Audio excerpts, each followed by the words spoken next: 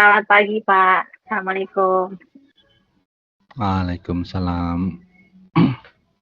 Oke, baik teman-teman. Assalamualaikum warahmatullahi wabarakatuh. Alhamdulillah hari ini kita bisa bertemu kembali teman-teman ya di pertemuan ke-8 ya. Jadi tidak terasa ya kita sudah di pertemuan terakhir di hari ini, yaitu pertemuan 8 dari 8 kali pertemuan yang kita rencanakan ya. Dan alhamdulillah juga kita hari ini nanti akan membahas tentang modul ke-9 atau modul yang terakhir. Nah, ya. Jadi dari minggu ke minggu kita sudah membahas satu persatu modul-modul yang disediakan oleh universitas terbuka sehingga kita bisa berhasil menyelesaikan gitu ya. Nah, ini harapannya juga teman-teman sudah membaca juga gitu ya dari awal sampai akhir. Apalagi teman-teman sudah mengerjakan tugas yaitu meringkas dan mempresentasikan gitu ya. Jadi di situ harapannya teman-teman sudah lebih paham gitu ya.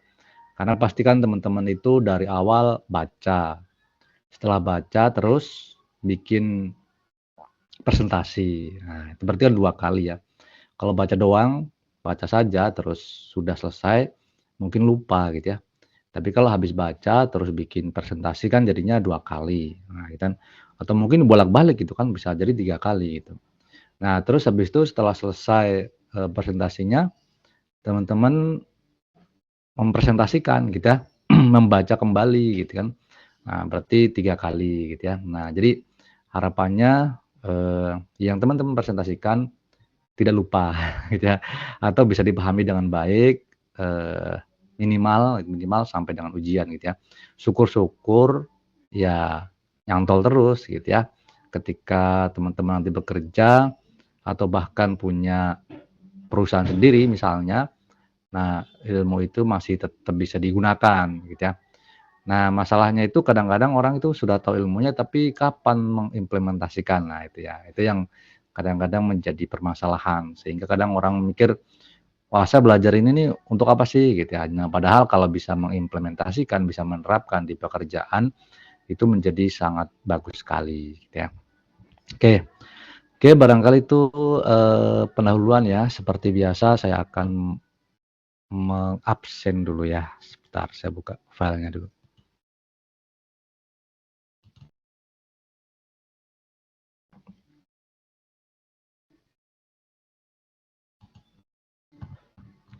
Oh ya, kemarin teman-teman untuk nilai tugas sudah saya input ya teman-teman ya. Tugas 1, tugas 2 sudah, tugas 3 karena belum berakhir ya saya belum menarik datanya gitu. Jadi belum saya koreksi ya. Nah, insya Allah di sepekan ke depan lah saya bisa selesaikan nilai dari tugas teman-teman gitu ya. Nah, bagus-bagus hasilnya teman-temannya, alhamdulillah. Silakan dicek di layar, di situ saya input di situ. Nah, nanti silakan bisa dicek lagi. Nah, semoga dari rata-rata nilai nanti bisa menambah nilai dari teman-teman gitu ya. Nah, selain nilai dari tugas itu, saya juga kan kalau ada yang presentasi atau ada yang nanya itu kan saya catat ya. Nah, itu jadi itu nilai aktivitas gitu ya. Kemudian juga dari diskusi gitu ya, di diskusi itu saya perhatikan aja, saya baca-baca, terus saya kasih centang gitu ya di nama teman-teman gitu. Oh, ini berapa kali, oh ini bagus, ini berapa kali. Nah, itu kira-kira seperti itu, nanti akan seperti itu. Jadi nilai di UT itu ada 3 gitu ya. Pertama nilai tugas, yang kedua nilai aktivitas gitu ya. Nah, kemudian yang ketiga nilai itu diskusi ya. Kalau saya sih ngambilnya seperti itu. Nah, nanti bisa di total gitu ya, di total kemudian di rata-rata. Ya. Oke, saya absen dulu teman-teman ya.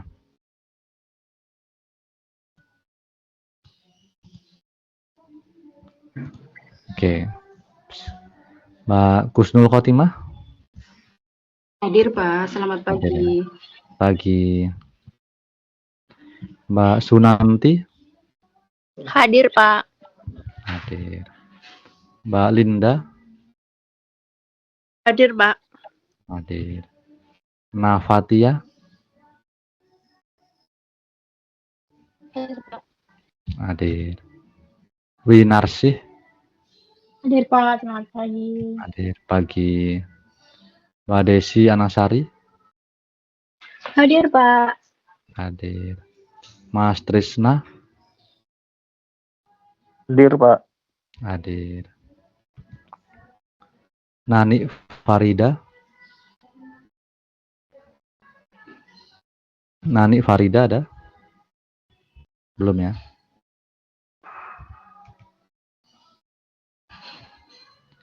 Mas Asep, Hadir, Pak. hadir. Anggi, Maaf, Pak. Saya Nani Farida hadir, Pak. oh siap, oke Mbak. Anggi nggak hadir ya. Dwi Jayanti, sama ya. Uun Kuniri,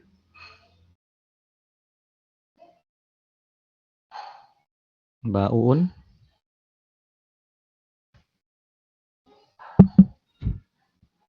Mas Wahid Tamimi,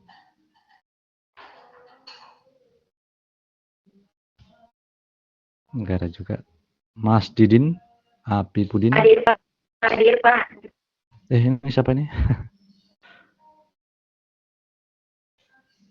Uun ya. Mas Pak, Didin, Una hadir. Maaf, lagi di live tadi. oke siap. Iya, iya. Terima kasih. Oke, Mas Didin, Afi Pudin, belum ya. Kusmini, ini dari awal nggak ada. Oke, Mas Bayu Agung, Hadir, Pak. hadir. Leni Puspa, Hadir, Pak. oke. Bayu Sadewo, Hadir, Pak. Liza Nur Afifa, Mbak Lisa, belum ya. Mas Saum, Hadir, Pak. oke. Widya Ayu, Hadir, Pak. oke. Zalifah, Hadir, Pak. oke. Siti Mas Udah, Hadir, Pak. oke. Alfi Nurlaili, Hadir, Pak. oke. Ike Nur Safitri, Hadir, Pak. oke. Ilham Bagas, Hadir, Pak. oke. Marsha Cikita, Hadir, Pak. oke. Sabina Audia, Hadir, Pak. oke. Vina Nurma, Hadir, Pak. oke. Oke, tadi Mbak Lisa Nur Afifa hadir nggak ya? Emang belum ya? Mas Didin, Hadir, Pak. oh Mas Didin ada ya? Oke, oke, oke. Baik, alhamdulillah teman-teman kebanyakan tidak hadirnya, kebanyakan hadir ya. Untuk yang beberapa orang yang pernah tidak hadir, kalau saya hitung lebih dari 3 itu yang rawan ditolak, gitu ya. Rawan ditolak untuk nilainya gitu ya. Karena begitu saya input misalnya, kan saya itu nanti paling mulai minggu depan gitu ya. Saya input tuh nilai kehadiran gitu. 8 kali gitu. Nah, dia tuh langsung nilai 100 gitu ya. 7 kali gitu. Terus langsung otomatis nilainya ya 7/8 kali 100 gitu. Tapi kalau misalnya hadirnya 3 kali gitu. Itu enggak 3 kali 3/8 kali 100 tapi langsung 0 gitu. Nah, itu. Jadi kalau tidak hadirnya lebih dari 3 atau lebih dari 4 ya, atau 4 lebih gitu ya. Nah, itu langsung 0 gitu. Nah, kalau 0 itu nggak dihitung ya, jadi sayang gitu. Nah, tapi ini saya lihat sih, alhamdulillah paling nggak hadir 1 kali, 2 kali itu sih nggak masalah gitu ya. Nah, yang masalah itu kalau 4 kali itu sudah masalah. Makanya kalau yang baru hadir sekali ada beberapa ya, itu ya sudah tidak ada harapan. Ya ibaratnya gitu ya, nilainya itu langsung 0 ya, nggak tahu ya di sistem Nilai seperti itu. Ya kalau saya sih, saya input apa adanya gitu ya, memang hadir 2 kali ya 2 kali, 3 kali gitu. Nah tapi sayangnya udah hadir 2 kali, nyempetin waktu, tenaga, tapi nilainya ibaratnya hangus gitu ya. Nah tapi ini kebanyakan sih insya Allah bisa lah gitu ya, karena lebih dari 5 kali. Oke baik teman-teman, seperti biasa saya minta untuk Permisi Pak, iya. permisi Pak, maaf mau tanya. Desi cuma izin 1 kali ya Pak di absen? Desi, iya kemarin Mbak ya, minggu kemarin ya? Iya. Iya. Oke. Iya. Baik, terima kasih Pak. Oke. Oke, seperti biasa, silakan dinyalakan kameranya teman-teman. Saya mau ngambil fotonya buat bukti.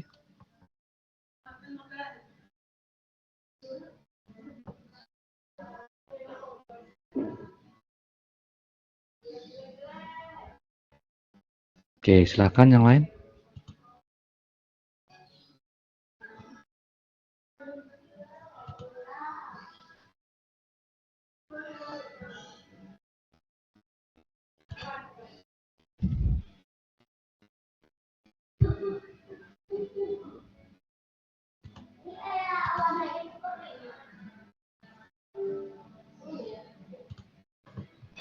Makanya bingung gak mau pakai baju yang mana Mas? Nanti nggak pakai kaos aja. Yang putih lah. Putih lah. Hitam. Hitam juga ada. Oke, terima kasih. Yang terlalu ini benar.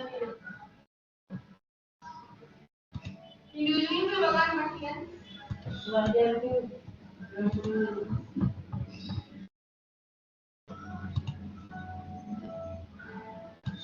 Ambil tidak Mas?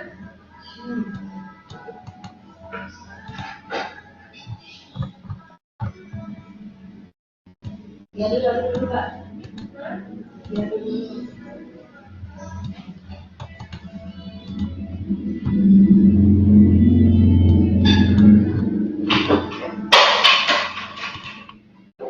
Oke, baik teman-teman, kita lanjutkan ya. Jadi di pekan kemarin kita sudah membahas tentang pekan kemarin itu adalah evaluasi ya, evaluasi dan umpan balik. Nah, ya. Nah, jadi kemarin di kelompok 3 sudah menyampaikan adanya kegiatan evaluasi atau umpan balik. Evaluasi atau umpan balik ini adalah kegiatan manajemen yang terakhir. Nah, ya. Mungkin berulang-ulang saya cerita gitu ya, manajemen itu selalu ada perencanaan, ada implementasi atau kadang-kadang namanya organize gitu ya, kemudian leading, directing dan sebagainya, kemudian terakhir itu adalah controlling, atau evaluasi gitu, atau pengawasan gitu ya. Nah pengawasan itu adalah suatu kegiatan yang terakhir tapi menjadi dasar untuk proses itu berulang. Jadi pasti sesuatu itu yang baik ya, yang ideal itu sesuatu itu pasti harus ada evaluasinya. Seperti misalnya teman-teman belajar ini ya, belajar ataupun saya mengajar gitu. Nah setelah selesai seperti ini saya mengevaluasi gitu ya. Selama 8 kali pertemuan ini saya kira-kira sudah bagus atau belum. Nah gitu ya. Selama 8 kali pertemuan ini apa saja yang sudah saya lakukan. Nah barangkali wah harusnya saya begini nih, harusnya sebegini nih. Nah itu akan menjadi catatan bagi saya untuk di semester depan. Nah, gitu ya. Jadi apapun gitu ya. Ini kalau saya contoh mengajar gitu ya. Mungkin di teman-teman juga seperti itu ya di pekerjaan gitu ya. Nah, evaluasi ini bisa dilakukan secara periodik. Ya, periodik itu artinya tidak setiap waktu gitu ya. Kalau setiap waktu mungkin akan capek gitu ya. Setiap hari melakukan evaluasi ya boleh aja gitu ya. Tapi biasanya effort atau usaha untuk melakukan evaluasi itu menjadi lebih capek daripada beberapa waktu kemudian gitu ya. Nah idealnya memang bisa jadi mingguan, bisa jadi bulanan gitu ya, bisa jadi 3 bulanan, semesteran atau paling lama 1 tahun sekali gitu ya. Kalau udah lebih dari 1 tahun itu tidak direkomendasikan gitu ya. Karena mungkin akan lupa gitu ya, waktu beberapa bulan yang lalu ngapain ya gitu ya. Nah itu kan jadinya lupa. Nah memang idealnya, mungkin kalau teman-teman yang bekerja di pabrik ya, di manufaktur atau di jasa, di perdagangan, itu kan yang dikerjakan kan mungkin berulang-ulang gitu ya. Beda dengan misalnya, project, kalau project itu kan mungkin selesai project kita beralih ke project lain gitu ya. Atau mungkin peluncuran produk baru. Nah, selesai produk baru, nah mungkin evaluasi gitu ya. Tapi kalau yang berulang-ulang seperti misalnya di bidang jasa, di bidang customer service gitu ya misalnya, atau di bidang produksi yang mungkin selama berbulan-bulan mengerjakan hal yang sama. Nah, itu harus ada cut off-nya gitu ya. Oke, saya bikin cut off Januari sampai Maret 3 bulan, April sampai Juni 3 bulan, Juli sampai September 3 bulan, Oktober sampai Desember 3 bulan. Per 3 bulan saya akan melakukan evaluasi. Nah, itu jadi akan ada evaluasi yang terus-menerus dan secara periodically gitu ya. Nah, kalau memang nggak sempat, wah saya nggak sempat gitu ya. Ya boleh lebih panjang lagi ya 6 bulan misalnya, atau ya itu tadi paling lama itu 1 tahun. Nah, setelah dari periodik itu harus ada tidak hanya pelaksanaannya saja gitu ya, tapi juga harus ada evaluasinya. Contoh kemarin saya ada melakukan evaluasi gitu, itu di bidang saya ya, saya kan dosen gitu ya.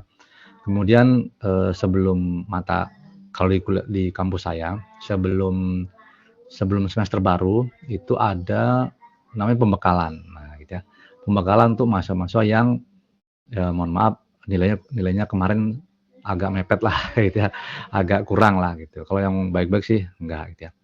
Nah kemudian kita, dari kampus itu selenggarakanlah beberapa mata kuliah yang sulit gitu ya, untuk ada semacam, tentir atau, kuliah tambahan. Nah, sebelum masuk ke materi sebenarnya gitu.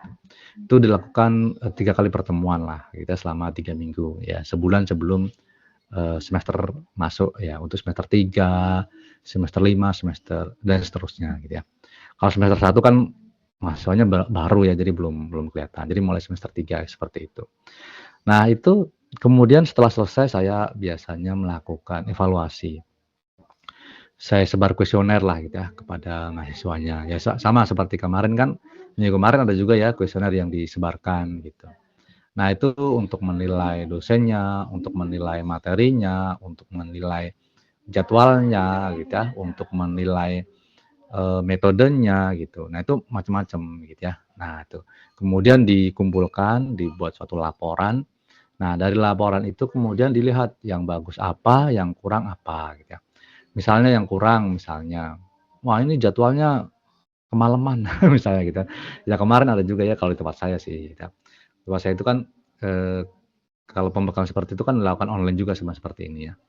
Nah online itu kan waktunya macam-macam ya.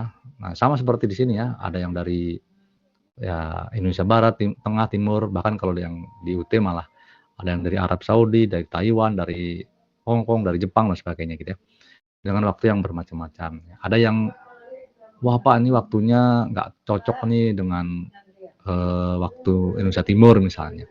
Nah itu kan jadi perhatian gitu ya, mana waktu yang cocok buat semua gitu ya. Nah itu.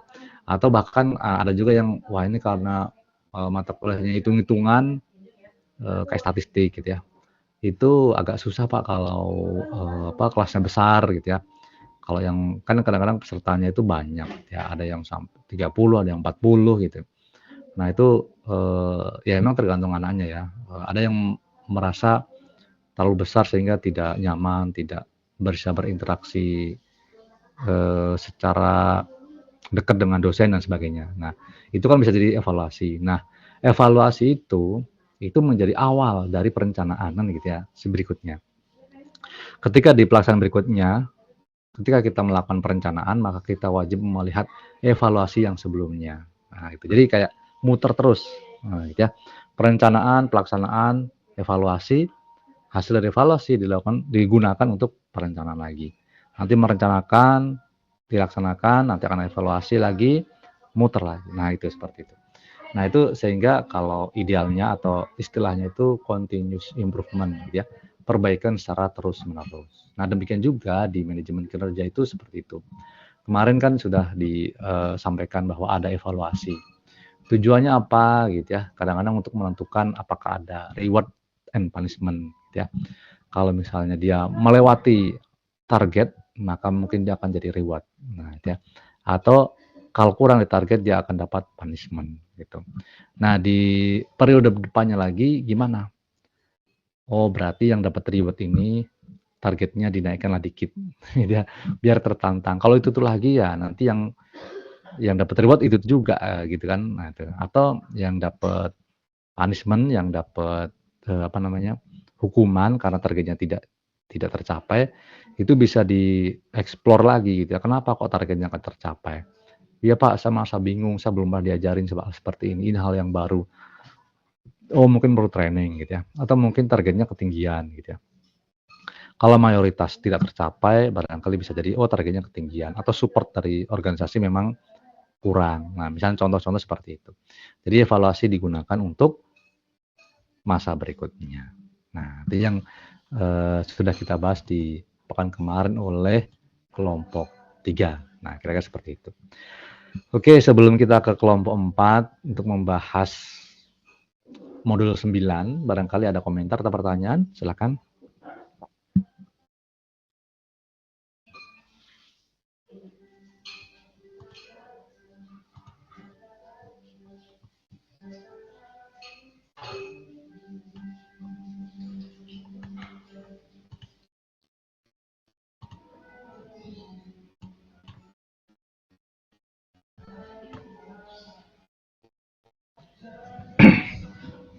Oke, belum ada ya.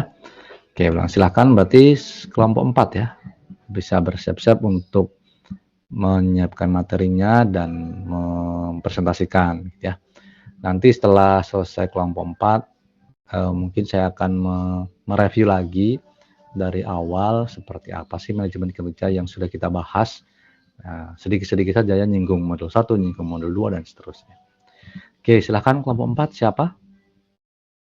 Baik Pak, saya Pak. Saya Oke. coba share screen. Oke, silakan Mas.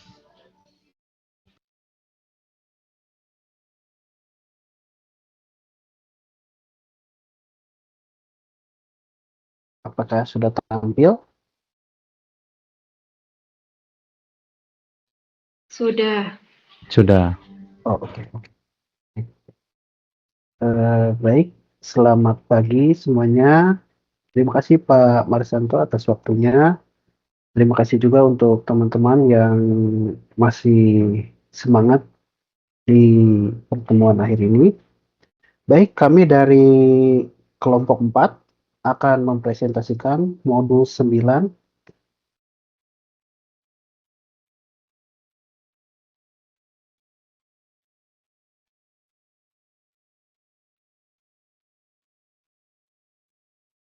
Modul 9 tentang implementasi manajemen kinerja. Baik, kami ada 5 anggota kelompok, yaitu Kak Trisna Arijayadi, Kak Bayu Sadewa, Kak Ike, Kak Linda Nurdianti, saya sendiri Asepdin Lukman, dan Kak Navatia. Oke, untuk yang pertama presentasi, silakan Kak Navatia, waktu dan tempat, saya persilakan.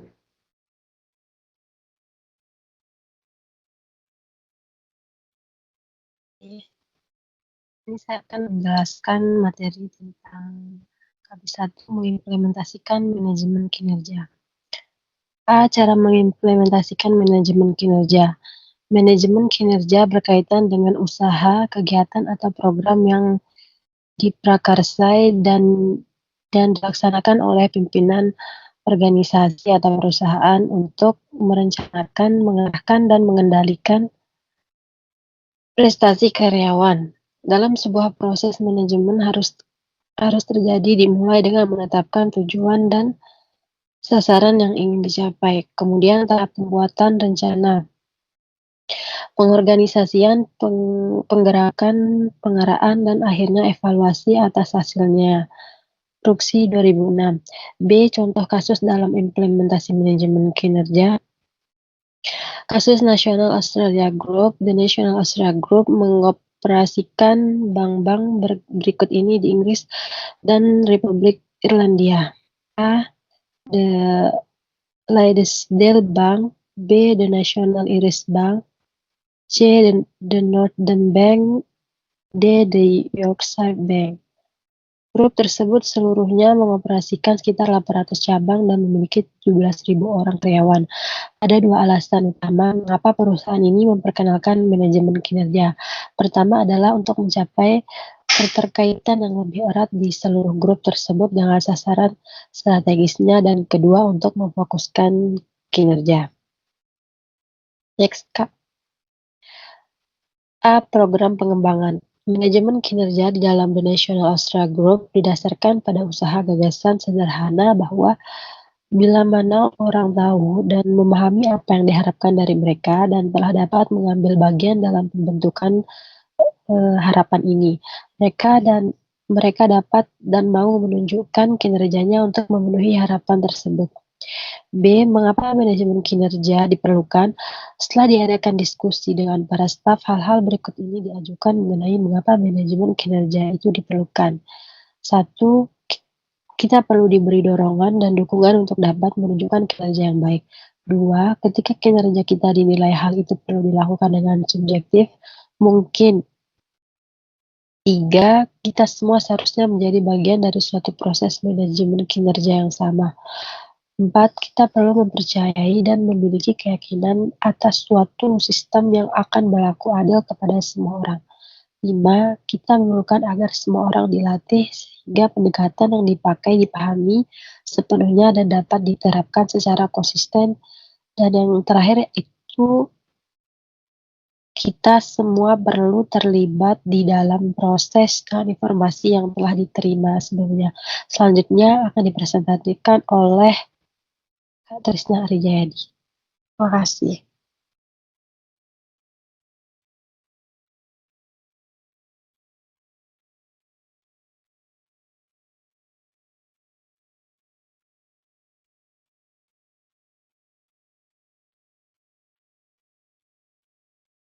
Baik, saya lanjutkan Kak Trisna Arijayadi.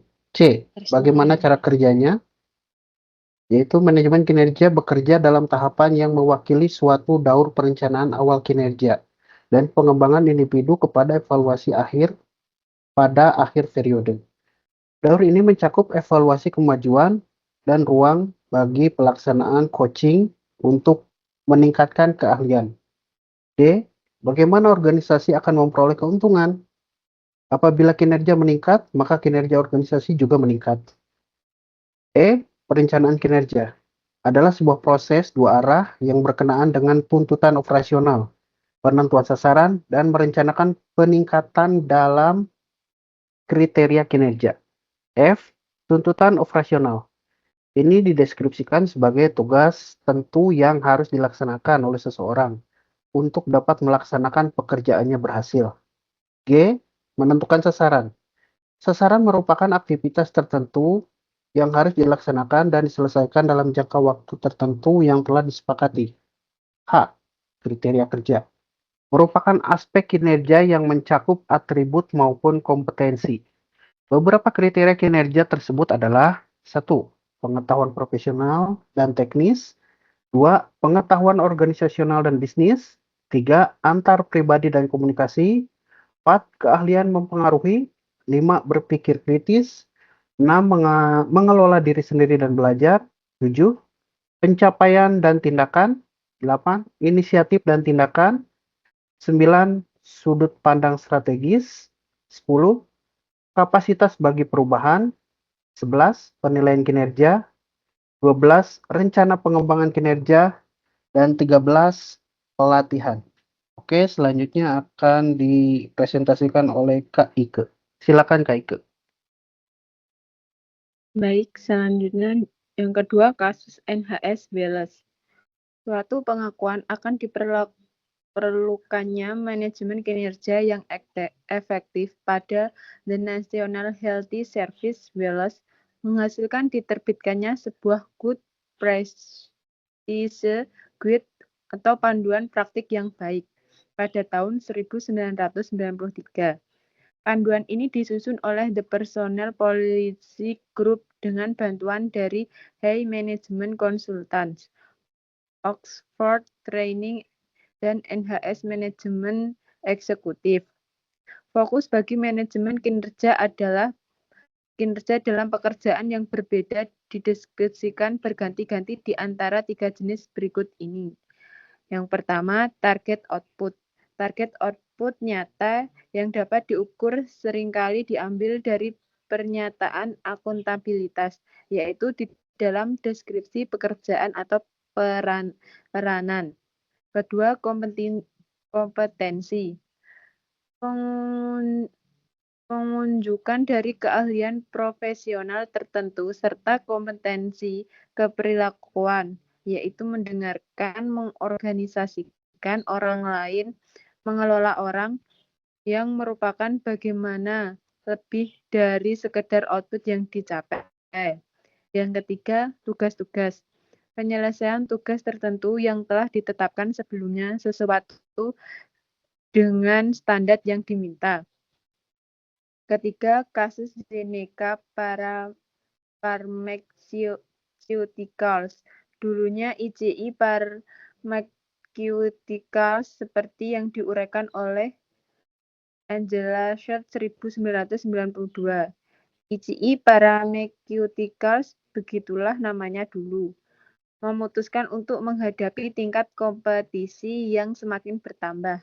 Cara terbaik untuk meningkatkan kinerja bisnis tersebut adalah dengan meningkatkan kinerja orang-orang yang bekerja padanya. Proses ini ditunjukkan untuk menghasilkan keuntungan-keuntungan di bawah ini. Yang pertama, A. Sasaran bisnis dan target individu yang lebih jelas. B. Suatu penekanan terhadap pengembangan individu untuk membantu mereka mencapai sasaran individu. C. Suatu hubungan yang lebih erat di antara para individu. D. Suatu penilaian yang lebih objektif pada kinerja. Keempat, kasus Royal Society for Mentally Handicapped Children and Adults atau MENCAP. Sebaliknya, tata cara manajemen kinerja dan pengembangan yang baru-baru ini diperkenalkan oleh MENCAP menekankan sebagaimana digambarkan oleh judulnya, aspek peningkatan kinerja dan aspek pengembangan dari proses tersebut.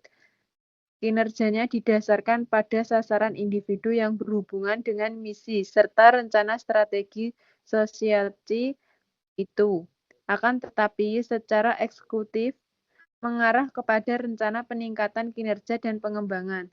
Tidak ada penilaian kinerja dan penentuan gaji berdasarkan kinerja.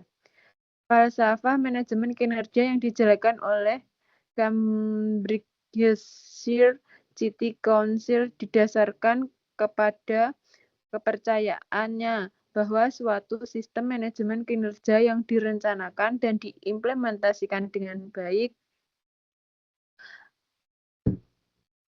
A. Menciptakan kerangka kerja yang disiplin untuk mengaitkan kebijaksanaan dan prioritas kepada pekerja-pekerja.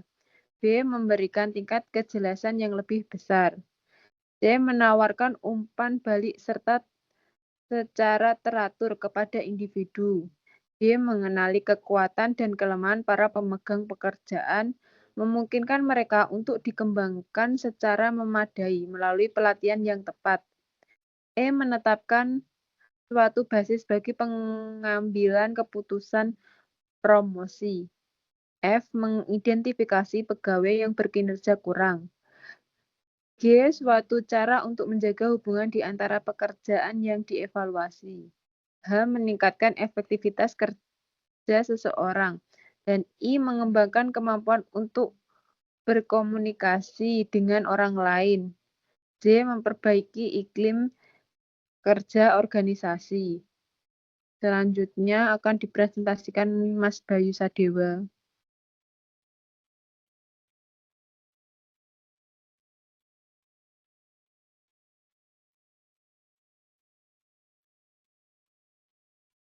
Ini saya akan menjelaskan tentang materi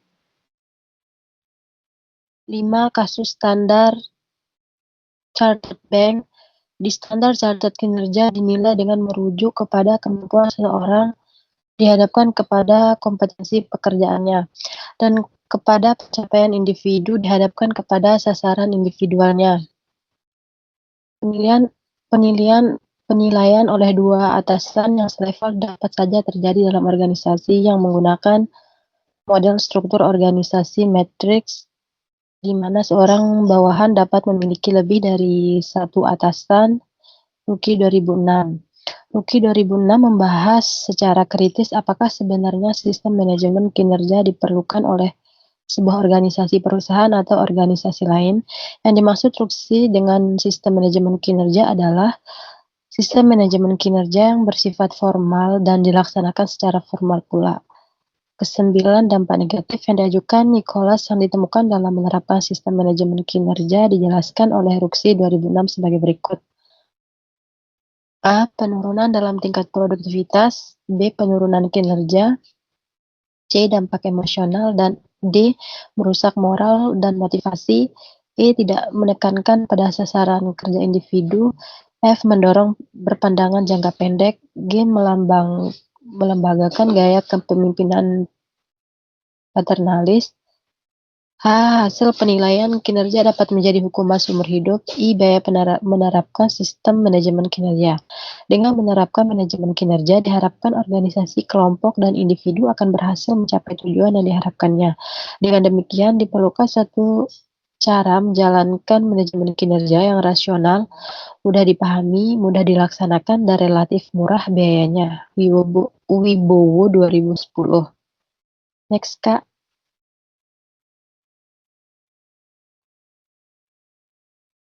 Selanjutnya akan dipresentasikan oleh Kak Linda Nurdianti. Silahkan, Kak. Iya, terima kasih. Untuk yang set selanjutnya yaitu C, komunikasi berkelanjutan antara atasan dan bawahan, yaitu proses di mana atasan dan bawahan bekerjasama untuk saling berbagi informasi mengenai perkembangan kinerja. Adapun tantangan dan permasalahan yang mungkin timbul dan juga solusi yang dapat digunakan untuk mengatasi berbagai masalah dan bagaimana manajer dapat membantu karyawannya. Komunikasi berfungsi sebagai saluran dua arah tentang peran saluran, hubungan masalah kinerja, dan aspirasi. Cara mengatasi masalah, yaitu dengan A. Memberi umpan balik rencana tindak lanjut dan rencana melakukan tindak lanjut. B. Apabila direncanakan dengan benar, pertemuan evaluasi akan memberikan jauh lebih banyak waktu dan ruang dialog. Komunikasi yang produktif, terutama bagi seorang manajer yang sibuk, barangkali salah satu tujuan mereka yang paling penting. Manajemen kinerja pada dasarnya merupakan suatu proses yang dilaksanakan secara sinergi antara manajer individu dan kelompok terhadap suatu pekerjaan di dalam auto-organisasi. Manajemen kinerja didefinisikan menurut Bacal 1999, yaitu proses komunikasi yang berkelanjutan dilakukan dalam kemitraan antara atasan dan bawahannya. Yang kedua, proses ini meliputi kegiatan membangun harapan yang jelas serta pemahaman mengenai pekerjaan yang akan dilakukan. Adapun metode-metode komunikasi antara atasan dan bawahan berlangsung terus-menerus, yaitu 1. Membuat laporan tertulis secara berkala. 2. Mengadakan pertemuan atau rapat secara berkala. 3. Mengadakan pertemuan secara kelompok atau dengan manajer, menurut Bacal 2005.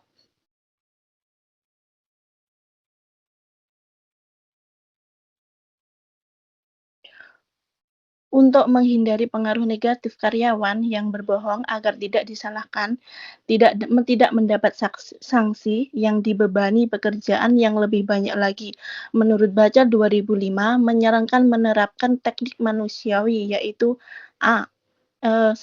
Fokuskan komunikasi itu pada kita. 2. Jangan menggunakan pertanyaan untuk mengintimidasi. 3.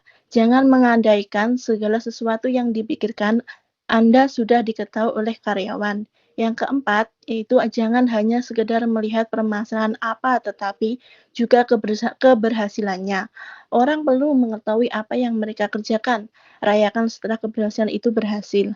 Yang kelima, doronglah karyawan untuk memulai kemajuan pekerjaan mereka sendiri.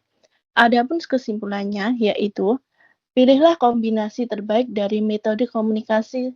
Mulailah dengan menjawab atau pertanyaan informasi yang saya perlukan dan informasi yang dibutuhkan karyawan.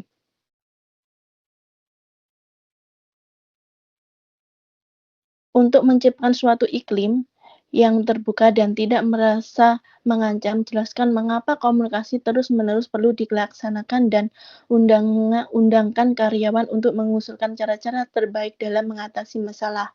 Yang selanjutnya, arahkan semua komunikasi untuk mengidentifikasi dan menyelesaikan masalah, bukan untuk menyalahkan. Yang terakhir, komunikasi yang berlangsung terus-menerus antara bawahan dengan atasan merupakan proses yang dinamis. Sesuaikanlah untuk memenuhi kebutuhan karyawan masing-masing. Untuk presentasi selanjutnya akan dipresentasikan oleh Kak Asep Dian Lukman. Oke, terima kasih Kak Linda. Baik, Ya. saya lanjutkan. D. Monitoring sistem manajemen kinerja. Ketika manajemen kinerja diperkenalkan di NHS, Wells, Armstrong 1994, diputuskan bahwa monitoring akan dilaksanakan dengan 1. Mencatat dan menganalisa penilaian kinerja. 2. Mengambil sampel dokumentasi evaluasi kinerja. 3. Wawancara 4 mata dengan para manajer untuk mengidentifikasi pengalaman. 4. Survei mengenai sikap karyawan dan kelompok diskusi yang terfokus. 5. Mengkaji ulang peningkatan pada kinerja dari organisasi. Surya Dharma 2005. E. Pengaruh manajemen kinerja terhadap hubungan atasan dengan bawahan pembimbing. Manajemen kinerja memberi pengaruh hubungan atasan dengan bawahan sebagai berikut. 1. Atasan tidak menempatkan dirinya pada posisi sebagai psikolog ataupun terapis. Surya Dharma 2005. 2. Untuk memudahkan pemahaman tentang MBS, pada gambar di bawah ini diilustrasikan proses MBS berikut ini. Jadi MBS ini management by subject. Ada atasan dengan bawahan, mereka bekerja sama, yaitu bersama-sama menetapkan sasaran. Selanjutnya, tindakan individu. Jadi ada 2. Bawahan melakukan tugas, dan atasan atau supervisor memberikan dukungan. Selanjutnya, bersama-sama menilai pencapaian sasaran dan kembali ke proses MBO atau Management by Object. Dari proses MBO ini balik lagi ke atasan dan bawahan. Oke, nomor 3, evaluasi merupakan dasar untuk komunikasi yang berkelanjutan antara atasan dan bawahan, menyangkut kinerja pegawai. Nomor 4, manajemen kinerja didefinisikan Bachal 1999 sebagai komunikasi yang berkesinambungan dan dilakukan dalam kemitraan antara karyawan dan atasannya langsung. Nomor 5, manajemen kinerja dalam bentuknya yang paling berkembang dapat disimpulkan sebagai berikut. A. Dipandang sebagai suatu pengintegrasian proses sasaran organisasi, fungsi, kelompok, dan individu yang menghubungkannya secara lebih erat dengan aspek lainnya dari manajemen sumber daya manusia. B. Diperlukan sebagai proses manajemen yang normal, bukan suatu tugas administratif yang dipaksakan oleh Departemen Personalia. 6. Suatu kerangka kerja dari sasaran yang telah direncanakan, standar, dan persyaratan kompetensi yang telah disepakati. 7. Suatu pendekatan dalam mengelola dan mengembangkan sumber daya manusia. 8. Manajemen kinerja merupakan suatu cara bagaimana sasaran kerja dapat dipahami secara bersama oleh para karyawan dan manajer. 9. Secara khusus dan spesifik, manajemen kinerja bertujuan untuk A. Memperoleh peningkatan kinerja yang berkelanjutan. B. Bertindak sebagai daya dongkrak untuk perubahan yang lebih berorientasi kinerja. C. Meningkatkan motivasi dan komitmen karyawan. D. Memungkinkan individu untuk mengembangkan kemampuan, meningkatkan kepuasan kerja, dan mencapai potensi pribadi. E. Mengembangkan hubungan yang terbuka dan konstruktif antara individu dan manajer. F. Menyediakan suatu kerangka kerja bagi kesepakatan sasaran yang dinyatakan dalam bentuk target dan standar kinerja. G. Memfokuskan perhatian kepada atribut dan kompetensi yang diperlukan. H. Menyediakan kriteria untuk dapat melakukan pengukuran dan penilaian yang lebih akurat dan objektif. I. Berdasarkan penilaian, memungkinkan manajer dan bawahan melakukan kesepakatan tentang rencana pengembangan dan metode pelaksananya. J. Menyediakan kesempatan bagi individu untuk mengekspresikan aspirasi serta keprihatinan mengenai pekerjaan mereka. K. Memberi suatu landasan bagi pemberian imbalan yang bersifat finansial dan atau non-finansial bagi karyawan. L. Mendemonstrasikan kepada semua orang bahwa organisasi menghargai mereka sebagai individu. M. Membantu dalam memberdayakan karyawan. Yang ke-10 adalah manajemen kinerja seringkali diperlakukan sebagai sesuatu yang semata-mata terjadi di antara para manajer dan karyawan yang bertanggung jawab kepadanya. 11. Manajemen kinerja lebih merupakan suatu pendekatan untuk mengelola dan mengembangkan sumber daya manusia. Baik, selesai. Terima kasih dan sampai jumpa saat wisuda nanti. Terima kasih Pak, atau teman-teman mungkin ada yang mau ditanyakan, silakan. Oke, silakan teman-teman, barangkali ada komentar atau pertanyaan.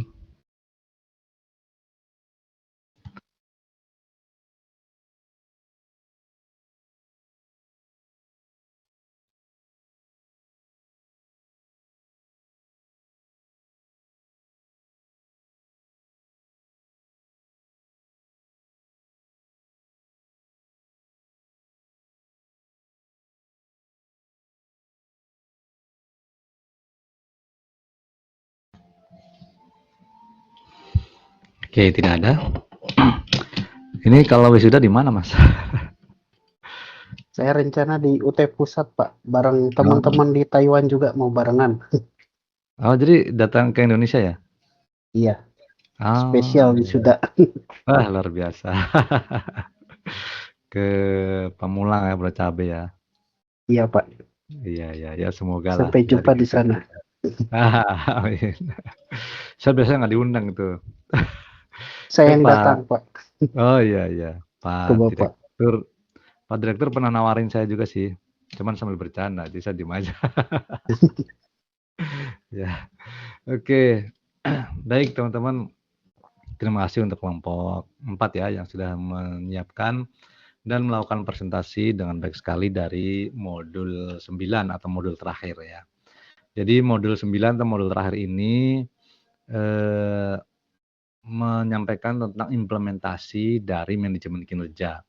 Contoh-contoh dari implementasi manajemen kinerja dari beberapa perusahaan yang besar gitu ya di luar negeri sana, ada yang di Australia, ada yang di Wales, ada yang di Inggris dan sebagainya gitu. Nah, mereka cukup sukses gitu ya menerapkan manajemen kinerja ini seperti apa. Dan memang manajemen kinerja ini mungkin ya bisa dibilang belum semua perusahaan itu mengimplementasikan gitu ya. Dan walaupun ini bagus, kadang juga ada beberapa organisasi atau perusahaan itu sebetulnya sudah mengimplementasikan, tapi belum secara konkret. Nah, gitu ya. Mungkin katakanlah sistem kayak misalnya adanya target, kemudian adanya pelaporan. Nah, itu sebetulnya manajemen kinerja juga gitu ya, bagian dari itu gitu.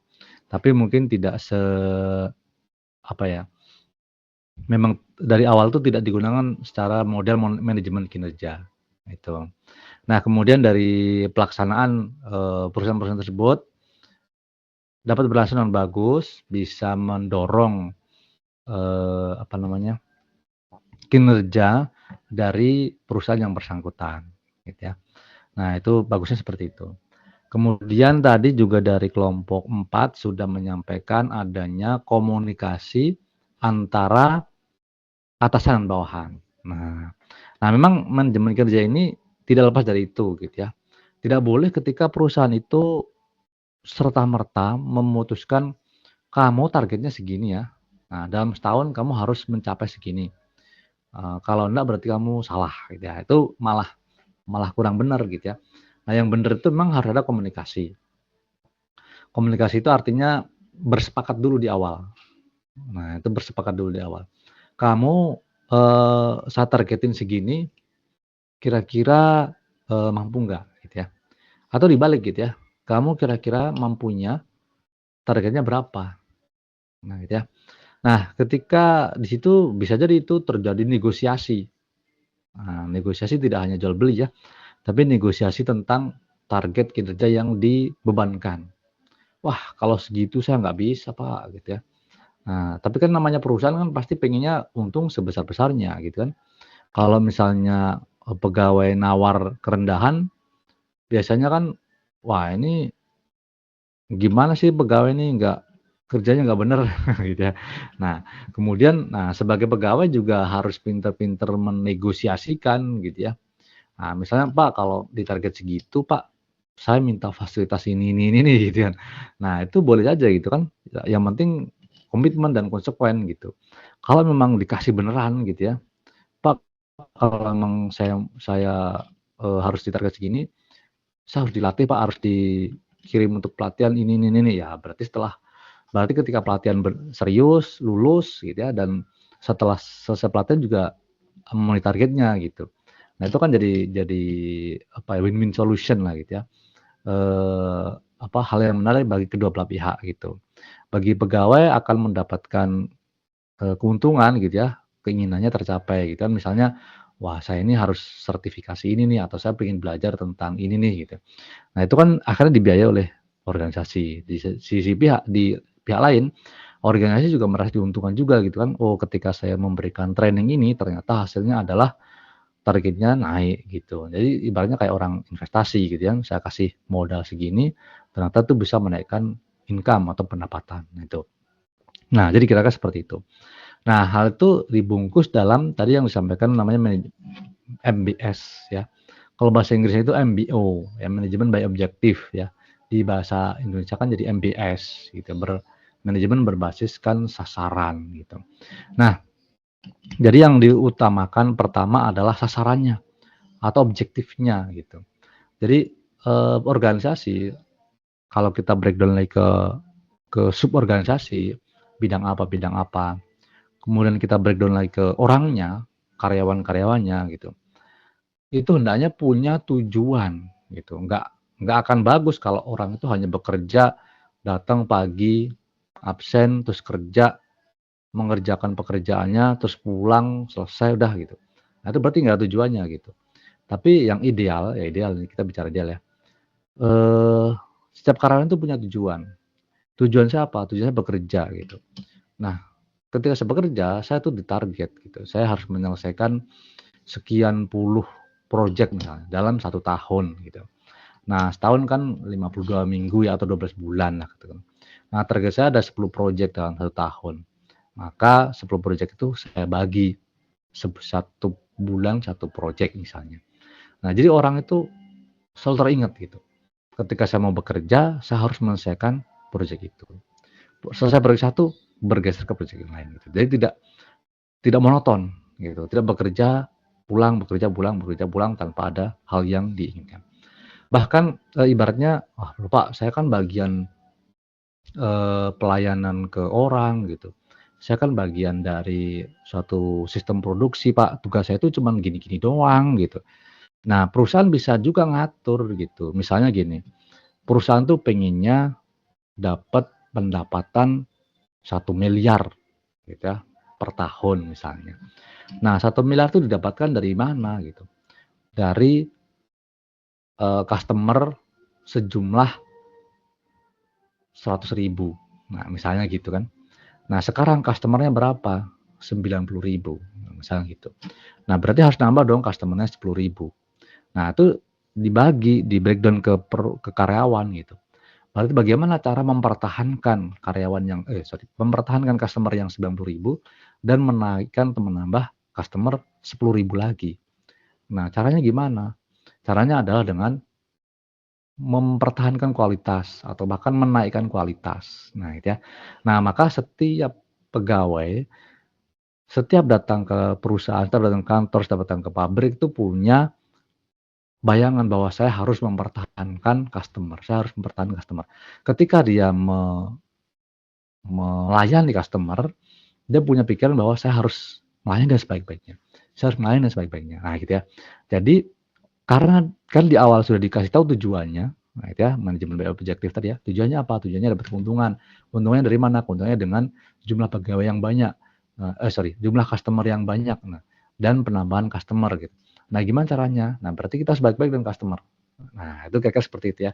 Itu contoh kalau misal di bidang jasa ya, baik itu misalnya mungkin teman-teman ada yang jasa caregiver atau mungkin jasa customer service, jasa restoran, jasa banyaklah gitu ya. Nah, itu contoh-contohnya seperti itu. Ketika itu diturunkan ke level karyawan. Kalau di level atasannya pastilah nanti akan diberi target-target yang lain yang sesuai dengan tujuan jangka panjangnya gitu. Karena manajemen kerja ini memang mau nggak mau harus disesuaikan dengan tujuan strategisnya gitu. Manajemen kerja ini tidak berbicara tentang perusahaan dalam jangka waktu sebulan 2 bulan gitu ya atau bahkan setahun 2 tahun. Tapi bicara tentang bagaimana perusahaan ini 5 tahun ke depan gitu, bahkan 10 tahun ke depan gitu ya. 10 tahun ke depan mau jadi apa? Ya nggak tahu ya, bertahan aja udah syukur gitu kan. Nah, berarti bagaimana cara untuk bertahan gitu. Cara untuk bertahan adalah dengan, mempertahankan keuntungan. Nah, kalau nggak untung, ya gimana mau bertahan gitu kan. Kalau nggak untung gimana mau gaji pegawai gitu, kalau nggak untung gimana mau ngasih bonus gitu, kalau nggak untung gimana mau ekspansi dan sebagainya. Nah, itu kira-kira seperti itu. Jadi tujuan akhirnya itu keuntungan, tapi dibagi-bagi pekerjaan itu di-breakdown ke sampai level yang terkecil. Nah, itu contoh dari perusahaan-perusahaan itu seperti itu. Nah, itu kira-kira seperti itu, ya. Oke, sampai sini ada pertanyaan atau komentar teman-teman?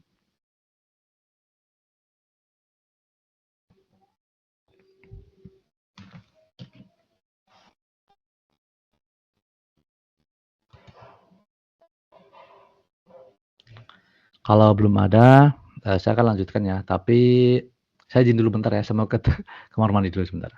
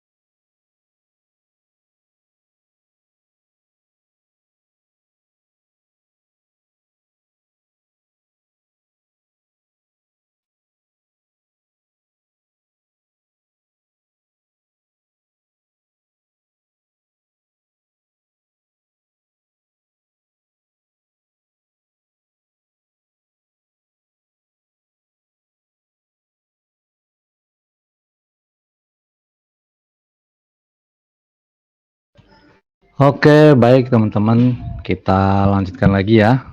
Mohon maaf tadi saya break sebentar. Nah, di sesi yang terakhir ini saya ingin menyampaikan mereview lagi. Nah, gitu ya. Mereview lagi apa yang dimaksud dengan manajemen kinerja atau membahas dari pembahasan-pembahasan tentang manajemen kinerja yang sudah dibahas dari pertemuan pertama. Nah, gitu ya.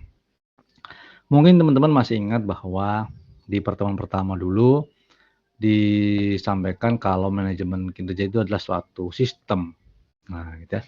Suatu sistem yang memang didesain gitu ya atau digunakan untuk mengatur suatu organisasi. Nah, saya masih ingat betul gitu ya ketika saya bekerja di Kementerian Keuangan gitu ya. Sebelumnya atau dulu itu belum menggunakan manajemen kinerja. Nah, hampir semua perusahaan ke publik gitu ya, atau negara atau pemerintah gitu ya, itu waktu itu belum menggunakan adanya manajemen kinerja. Manajemen kinerja itu kebanyakan dulu ya hanya digunakan oleh perusahaan swasta gitu ya. Nah, kemudian waktu itu yang menjadi Menteri Keuangan adalah namanya Pak Agus Martowardoyo ya. Dia itu mantan Direktur Bank Mandiri. Nah, di Bank Mandiri itu sudah ada manajemen kinerja. Kemudian waktu itu beliau ingin menerapkan manajemen kinerja itu di Kementerian Keuangan. Nah, barulah waktu itu sistem berubah lah gitu ya. Sistem berubah. Nah, sebagaimana mungkin sudah masyarakat tuh ngerti lah gitu ya, kalau di pemerintahan itu orang-orangnya itu kadang-kadang ya ada yang rajin, ada yang enggak gitu ya. Nah, para pimpinan kita kan pengen ya semua pegawai itu rajin lah gitu. Idealnya kan begitu ya. Semua pegawai itu rajin, semua pegawai itu kerja dengan benar, dengan baik gitu. Nggak pengen lihat pegawai itu santai-santai gitu ya. Nggak ingin pegawai itu cuman duduk doang gitu atau kerjanya nggak benar gitu. Nah, kemudian disusunlah itu suatu manajemen kinerja, mengadopsi dari manajemen kinerja yang ada di swasta. Dan memang manajemen kinerja itu awalnya dari swasta ya, dari perusahaan-perusahaan gitu.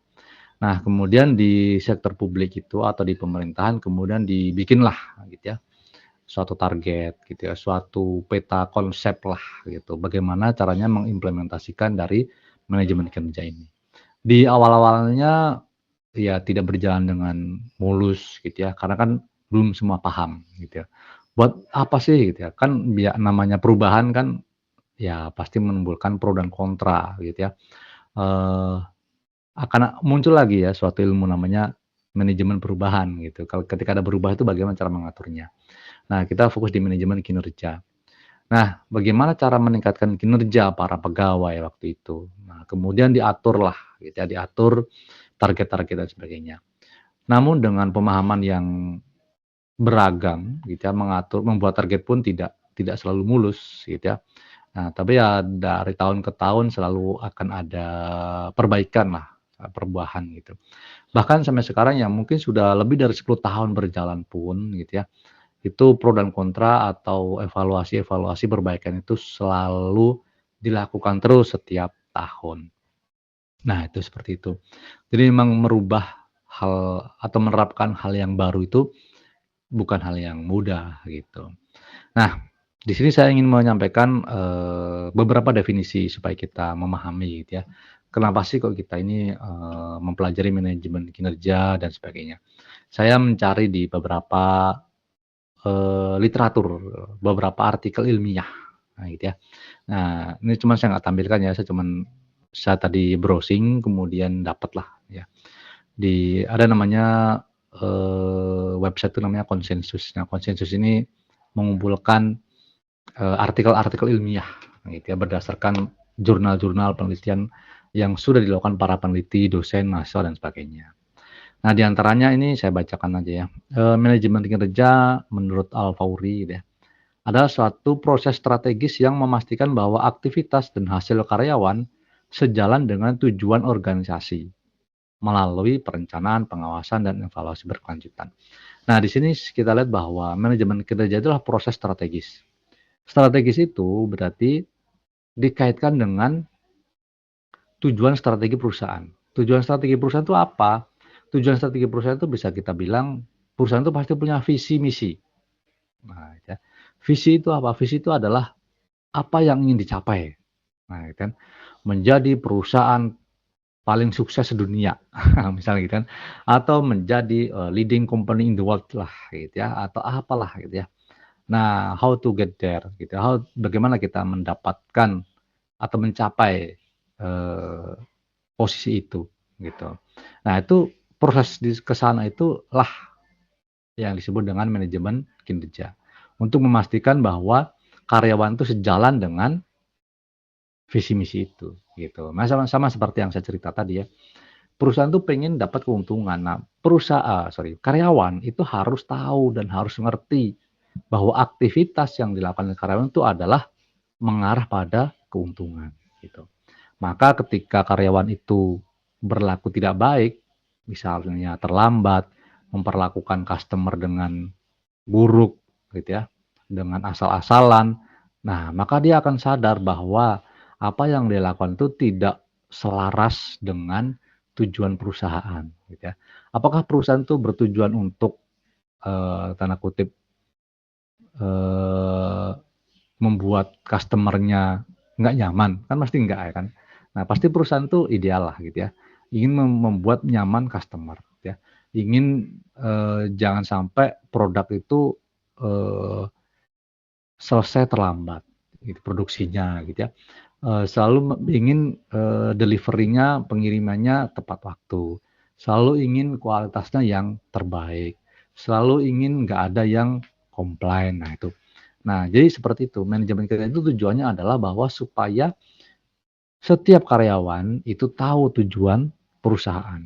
Nah setelah tahu tujuan perusahaan, maka dia akan bekerja, berperilaku, jangan sampai bertolak belakang dengan tujuan perusahaan atau bertolak belakang dengan keinginan dari perusahaan.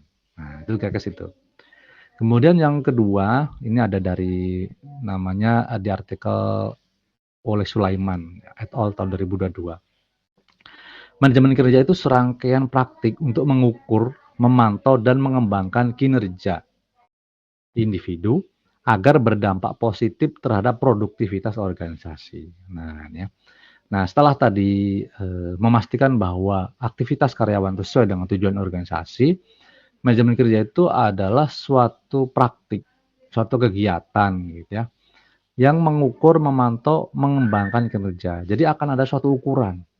Nah, kita akan suatu ukuran gitu. Ada orang yang bilang itu, kalau kamu bisa mengukur, maka kamu bisa memanage, gitu ya. If you can measure, you can manage gitu. Kalau tidak bisa, ya susah gitu ya. Diatur itu kalau bisa diukur gitu. Kalau misalnya ukurannya ini nggak bisa diukur nih. Terus kita gimana mau mengaturnya gitu?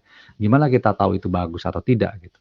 Nah, bagus atau tidak itu sendiri adalah satu ukuran kan gitu ya.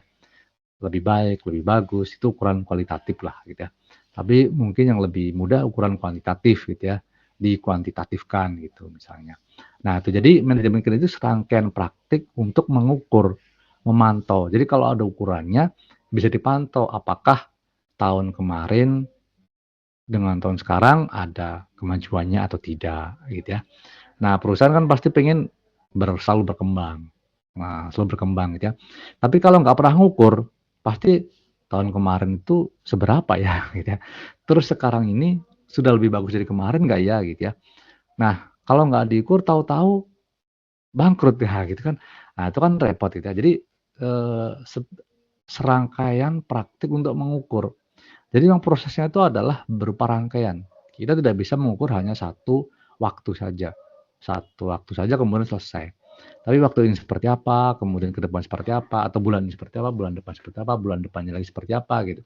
Sehingga akan bisa diukur apakah bermanfaat atau positif terhadap organisasi, berdampak baik atau buruk gitu. Kalau berdampak buruk ya berarti harus ada suatu tindakan.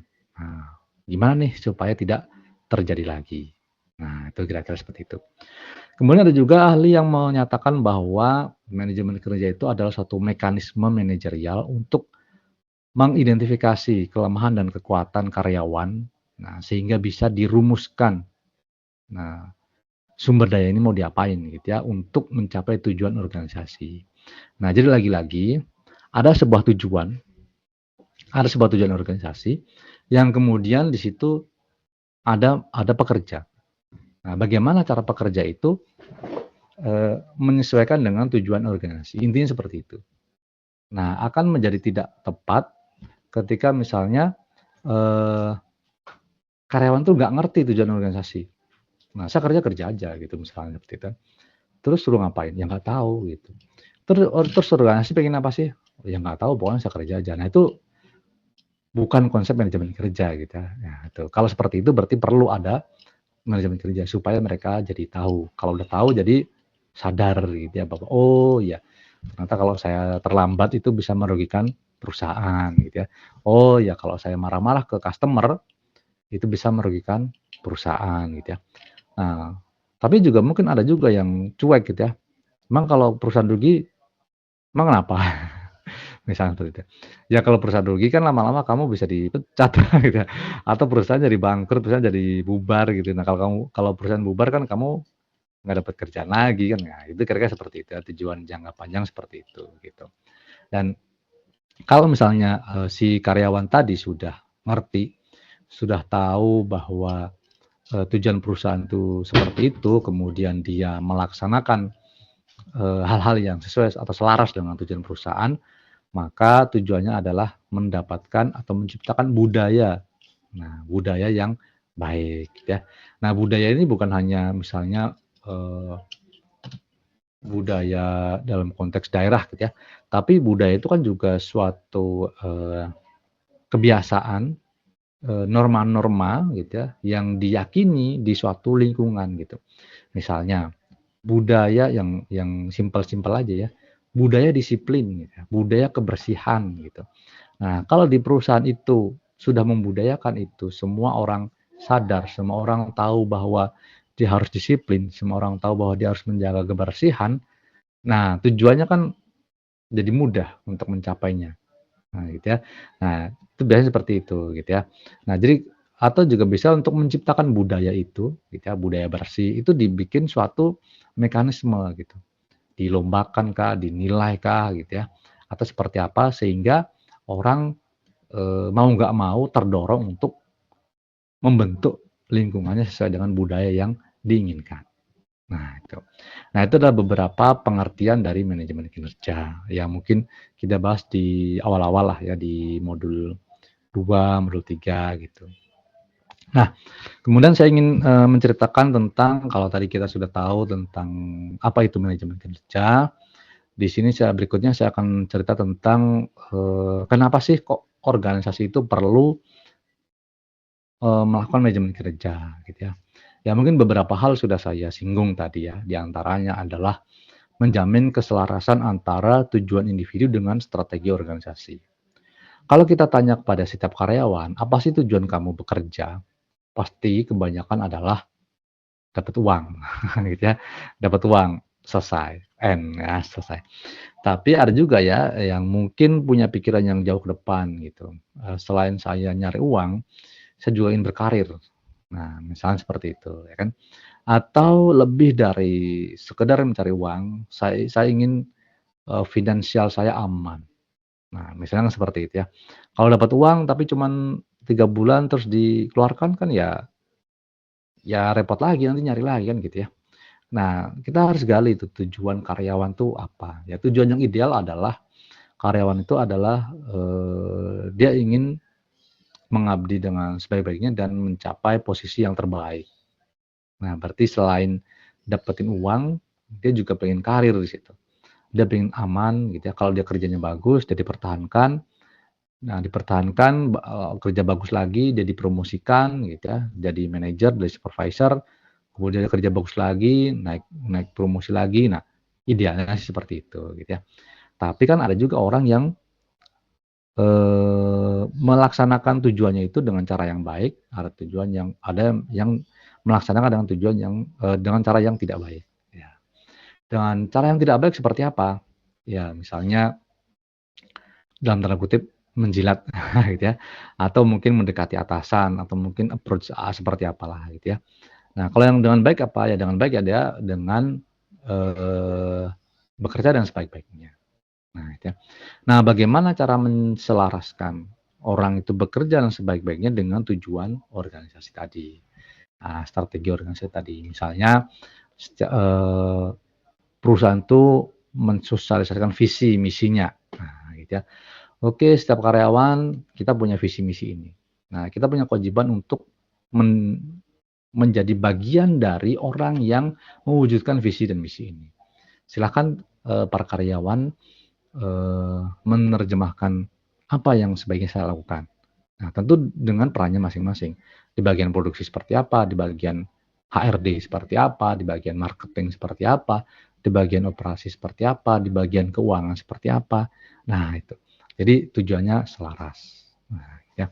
Nah, saya jadi ingat cerita teman saudara saya. Ya, mungkin saya pernah cerita tapi mungkin saya lupa ya di kelas mana gitu. Jadi ada seorang teman kerja di sebuah minimarket. Nah, kalau di Indonesia udah tahu lah ya, yang merah atau yang biru lah gitu ya. Tapi saya nggak sebut lah gitu. Nah, dia tuh ideal banget gitu ya. Ideal banget tuh memang orangnya rajin lah gitu ya. Nah, dia punya tujuan individu, punya tujuan sendiri, yaitu dia pengen sukses. Nah, suksesnya apa? Ukuran sebagai dia adalah dia bisa berkembang dan mencapai jabatan tertentu. Nah, ya. Nah, jadi tujuannya itu, bagaimana dia mencapai tujuan tertentu. Nah, bagaimana selaras dengan strategi organisasi? Ya, organisasi kan pengen minimarket itu laris, berjalan dengan normal, berjalan bagus, tanpa ada masalah. Nah, seperti itu. Nah, sebagaimana seorang karyawan ketika masuk, ya dia menjadi karyawan level paling bawah. Nah, ya, paling bawah. Kemudian apa yang dia lakukan? Nah, karena dia sudah punya tujuan. Nah, ini pentingnya punya tujuan ya, teman-teman ya. Nah, dia punya tujuan bahwa dia pengen menjadi seorang manajer. Nah, itu. Nah, kemudian dia pelajari. Kalau di minimarket itu, jenjang karirnya seperti apa. Contoh, waktu itu katanya dia cerita, dari karyawan paling bawah, helper lah gitu ya, nata-nata di rak dan sebagainya gitu ya. Barangkali kalau teman-teman yang ada kerja di minimarket mungkin boleh juga cerita ya, atau memperbaiki cerita saya, karena saya cuma diceritain gitu ya. Kemudian jadi kasir gitu ya, kemudian mungkin jadi manajer toko gitu ya, atau kepala toko, kemudian jadi kepala area, membawahi beberapa toko gitu ya, kemudian menjadi membawahi beberapa area gitu. Nah, apa yang dia lakukan teman-teman, ketika dia paling bawah, dia mempelajari apa yang dikerjakan oleh orang satu level di atasnya. Nah, ya. Nah, jadi ketika dia pengen jadi kasir, ya dia mempelajari apa yang dilakukan oleh kasir. Apa kelebihannya, apa kurangannya, apa permasalahannya gitu. Sehingga dia bisa menangani masalah yang mungkin akan timbul. Ketika atasannya dia adalah kepala toko, dia mempelajari kepala toko itu ngapain aja sih gitu ya. Masalah-masalah apa yang terjadi di kepala toko. Nah, bagaimana cara menyelesaikannya. Dia udah pelajari sebelum dia jadi kepala toko. Gitu. Nah, singkat cerita dia jadilah naik jadi kasir, jadi kepala toko gitu ya. Ketika kepala toko dia pelajari lagi tuh. Atasannya kepala apa namanya lupa saya, kepala area atau apa gitu ya. Membawahi beberapa toko gitu. Nah, dia pelajari di situ gitu ya. Kepala area ini membawahi beberapa toko ini apa yang dikerjakan. Nah, itu seperti itu terus sampai akhirnya dia ya tercapailah tujuan individu ya sebagai seseorang yang menjabat menguasai wilayah tertentu lah. Saya kurang tahu ya apa kepala cabang atau apalah ya. Nah, tapi itu adalah suatu tujuan individu yang mungkin bisa jadi contoh bagi teman-teman gitu ya, yang tidak hanya rutinitas sehari-hari, tapi juga punya tujuan ke depan. Pengen jadi apa? Nah, kalau udah punya tujuan ke depan pengen jadi apa, maka berikutnya adalah menyelaraskan tujuan itu dengan organisasi. Pasti sama gitu ya. Karena orang yang punya tujuan ke depan pasti tujuannya tuh yang bagus gitu. Nggak mungkin tujuannya jelek. Setelah saya kerja 3 bulan di sini saya akan mencuri uang gitu. Ya itu kan nggak mungkin lah gitu ya. Atau saya akan apalah gitu yang nggak bagus, nggak sesuai dengan norma-norma yang dan hukum ya pasti tidak seperti itu. Nah itu jadi salah satu alasan dari organisasi mengimplementasikan manajemen kerja adalah itu tadi. Jadi tujuan individu yang bagus tadi diselaraskan dengan strategi organisasi sehingga kedua-duanya dapat keuntungan. Bagi si individu dapat keuntungan yaitu terlihat bekerjanya bagus, dari organisasi juga mendapat keuntungan bahwa para karyawan melakukan kinerja yang bagus gitu. Nah, kemudian yang kedua, mengapa perusahaan atau organisasi itu mengimplementasikan manajemen kerja adalah untuk meningkatkan transparansi dan akuntabilitas kerja gitu ya. Kadang-kadang organisasi itu kan pengen memberikan penyemangat bagi karyawan gitu ya. Penyemangat bagi karyawan tuh ya secara mudahnya apa? Bonus. Nah, gitu ya. Bonus gitu ya atau mungkin promosi. Nah, itu. Nah, ketika seseorang itu dipromosikan, pasti ada yang mendukung, pasti ada yang iri, gitu ya. Bisa jadi seperti itu, gitu. Nah, kalau yang mendukung sih nggak masalah mau apapun caranya, pasti dia diem aja gitu ya, atau ya dukung aja. Tapi bagi yang iri atau saingannya atau pesaingnya akan bilang gitu, kenapa sih kok dia yang naik? Kenapa kok bukan saya yang naik? Misalnya seperti itu. Nah, dengan adanya manajemen kinerja, maka akan ada pengukuran, ada bukti bahwa si karyawan tadi itu bekerja dengan baik. Ya, tahun sekian dia bekerja memenuhi target, tahun sekian ada ukurannya, dia mencapai sekian, tahun sekian ada ukurannya, dia mencapai sekian. Nah, itu kan transparansi, gitu ya. Maka ketika dia dipromosikan, oh ya pantas saja catatan kinerja dia dalam 3 tahun terakhir ini memang selalu bagus, gitu ya. Memang selalu memenuhi target, gitu. Nah, itu. Jadi memberikan transparansi atau akuntabilitas, gitu ya. Semuanya terdata sehingga tidak ada kecurigaan, gitu ya. Wah, pantas saja dia promosi, dia dekat dengan bos misalnya. Nah, bosnya bisa bilang enggak selain dia. Ya memang dia dekat lah misalnya, kenyataannya seperti itu. Tapi dia memang punya kerja yang bagus, gitu ya. Buktinya hasil evaluasi kinerjanya selalu naik. Nah, itu kayak seperti itu. Nah, setelah terlihat transparan, setelah terlihat akuntabilitas, semua ada dasarnya, itu diharapkan akan bisa memotivasi karyawan, gitu ya. Wah, ya ternyata bisa dipromosikan loh, walaupun nggak deket dengan bos, ya gitu ya. Nah, gimana caranya? Ya karena dia selalu membukukan kinerja yang bagus. Nah, akhirnya orang-orang yang pengen promosi menjadi termotivasi, gitu ya. Atau katakanlah, wah dia jadi karyawan teladan nih, gitu ya. Nah, harapannya seperti itu. Jadi orang lain menjadi termotivasi untuk menjadi karyawan teladan seperti itu. Nah, itu kayak seperti itu. Nah, dari catatan-catatan kinerja yang sudah terjadi, nah sama seperti kemarin-kemarin yang sudah kita bahas, gitu ya, ada evaluasi, itu bisa jadi alasan sebuah organisasi atau pabrik atau perusahaan mengimplementasikan manajemen kerja karena akan mendapatkan data-data yang bisa digunakan untuk pengambilan keputusan. Nah, ya. Misalnya tahun 2026 punya dana untuk training sebanyak 10 orang. Padahal pegawainya ada 50 gitu ya. Bagaimana caranya yang 10 orang, memilih 10 orang di antara 50 orang. Nah, ya. Kalau ada data manajemen kinerja, nah tinggal dipilih gitu ya. Apakah yang mau di training ini adalah pegawai dengan kinerja rendah ataukah yang kinerja bagus. Nah, udah bagus kok di training, Pak. Ya training bisa juga jadi reward gitu ya. Training yang tentu saja training bukan apa yang sudah dia lakukan gitu ya. Training untuk kelas advance-nya lagi, kelas yang lebih bagusnya lagi, kelas yang dinaikkan lagi gitu. Nah, itu menjadi sebuah pengambilan keputusan yang tepat gitu dibandingkan dengan misalnya nggak ada data nih. Terus suruh milih 10 orang dari 50 orang. Siapa yang mau ikut pelatihan gitu kan? Oh, saya gitu. Nah, itu kan jadinya mungkin sudah pinter ikut lagi gitu kan, atau mungkin tidak cocok dengan bidangnya. Nah, itu kan jadinya nggak pas gitu. Tapi kalau ada data tentang manajemen kinerja itu menjadi alasan gitu ya. Alasan contoh saja gitu ya, bagaimana suatu pengambilan keputusan di dalam suatu perusahaan itu bisa diambil berdasarkan data-data yang ada pada manajemen kinerja. Nah, itu kira-kira seperti itu.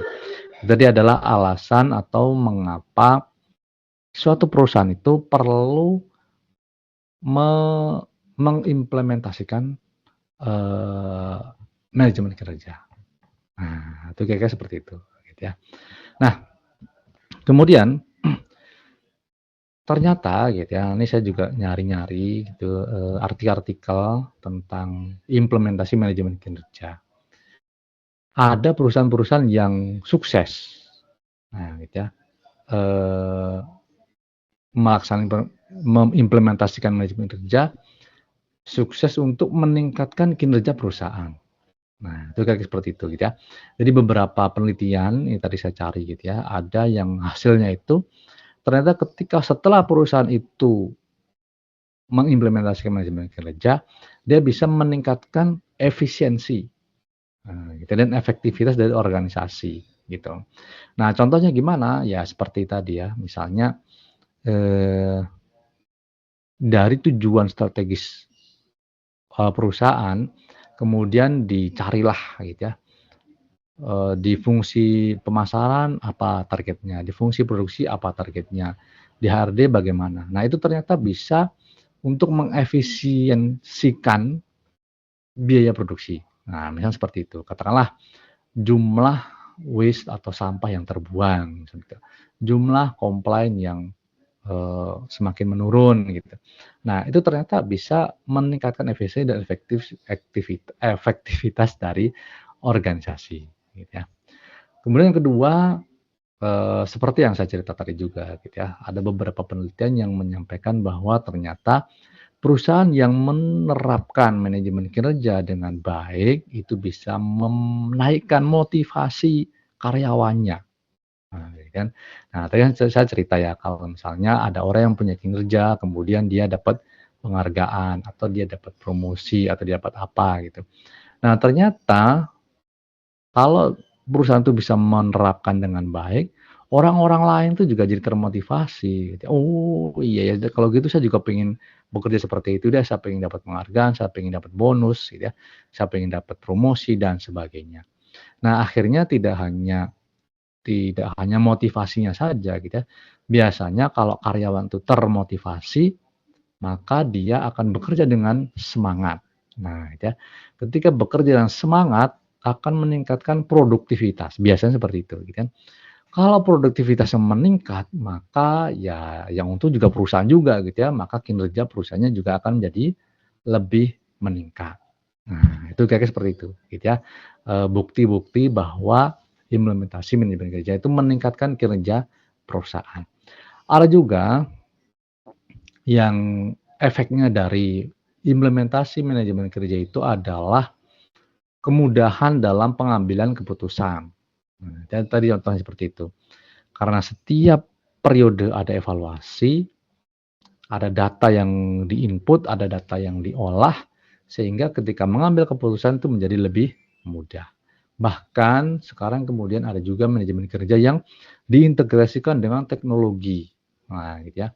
Misalnya teknologi ya yang paling mudah sajalah absensi gitu ya. Kemudian pencatatan produksi, pencatatan kinerjanya siapa, itu semua sudah diintegrasikan dengan teknologi gitu ya. Nah, sehingga tercatat dan bisa digunakan sebagai dasar dari pengambilan suatu keputusan gitu. Cuman memang masalahnya implementasinya itu harus memang benar-benar sukses gitu ya. Karena kalau hanya oke saya ingin melakukan manajemen kerja gitu, tapi hanya merubah manual jadi otomatis misalnya tanpa ada dasar yang kuat tadi ya, tanpa adanya misalnya tujuan ke strategik, tujuan ke visi misi, tujuan ke jangka panjang, ya mungkin hanya perubahan perilaku saja gitu ya, mungkin hanya perubahan tidak mendasar gitu ya, hanya perubahan di permukaan saja gitu. Mungkin kalau nggak diawasi jadi jelek lagi dan sebagainya. Nah itu. Nah, selain beberapa implementasi manajemen kinerja yang berhasil gitu ya.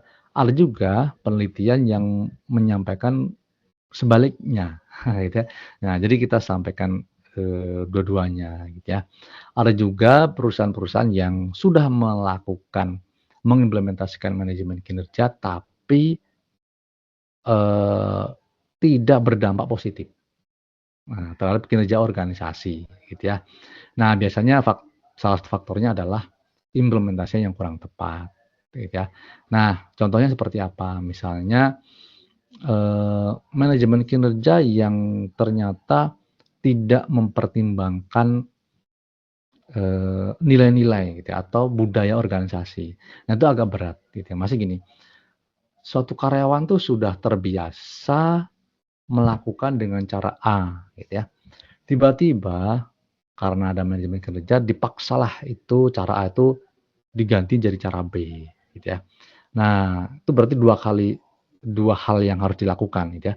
Pertama implementasi manajemen kerja, yang kedua perubahan metode kerja. Nah, itu rawan untuk gagal. Nah, sebaiknya sih merubah dulu budaya organisasi atau cara kerja tadi. Setelah sukses barulah manajemen kerja diimplementasikan. Nah, itu ya. Tapi kalau misalnya seperti itu rawan. Di penelitian memang seperti itu, gitu ya. Di penelitian itu kata-katanya gini, manajemen kerja yang diadopsi tanpa mempertimbangkan nilai norma organisasi, itu karyawan akan cenderung resisten, ya, akan menolak sehingga mengurangi motivasi lah, malah mengurangi motivasi gitu kan. Nah, akhirnya ya kinerja organisasi jadi sebaliknya. Nah, itu kira-kira seperti itu contohnya. Kemudian ada juga yang gagal gitu ya, manajemen kerja itu gagal gara-gara manajemen kerja itu membuat adanya tambahan prosedur sehingga lebih birokratis gitu ya. Kan tadi disampaikan ya, kalau manajemen kerja itu ada perencanaan, ada implementasi, ada pelaporan.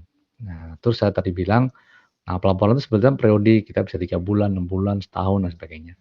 Ternyata pelaporan itu sendiri itu membuat tambahan pekerjaan gitu ya. Nah itu akhirnya jadi orang, males nih bikin laporan gitu ya. Nah itu yang membuat manajemen kerja itu tidak sukses gitu ya. Makanya tadi pilihannya adalah ya kalau setiap bulan bikin kerjaan ya jangan gitu ya.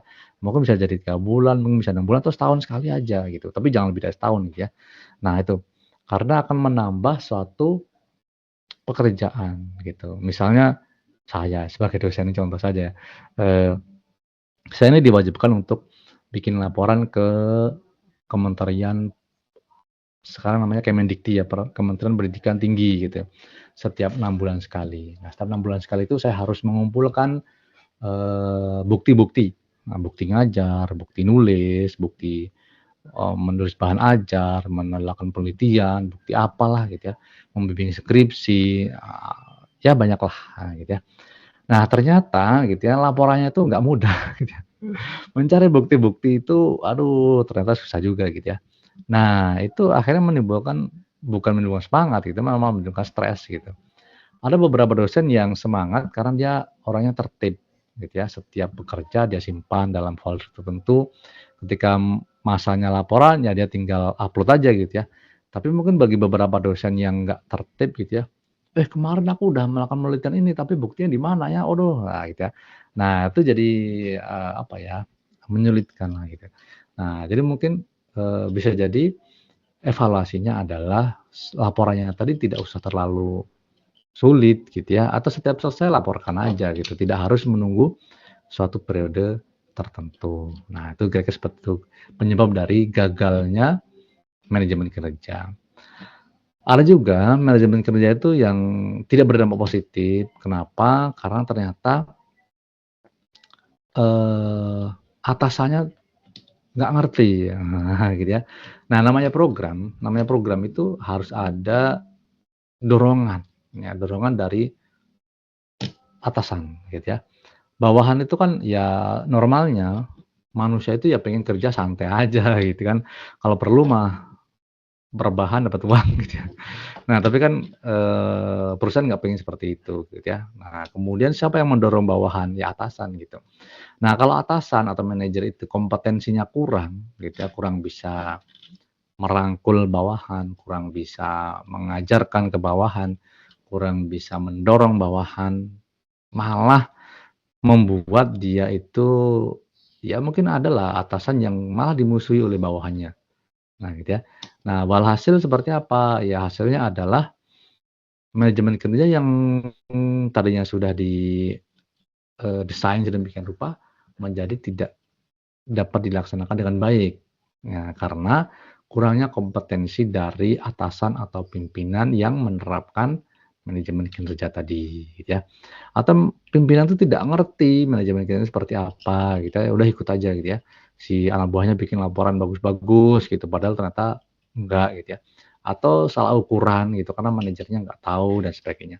Nah, itu adalah hal-hal yang membuat manajemen kerja itu tidak berjalan dengan baik gitu.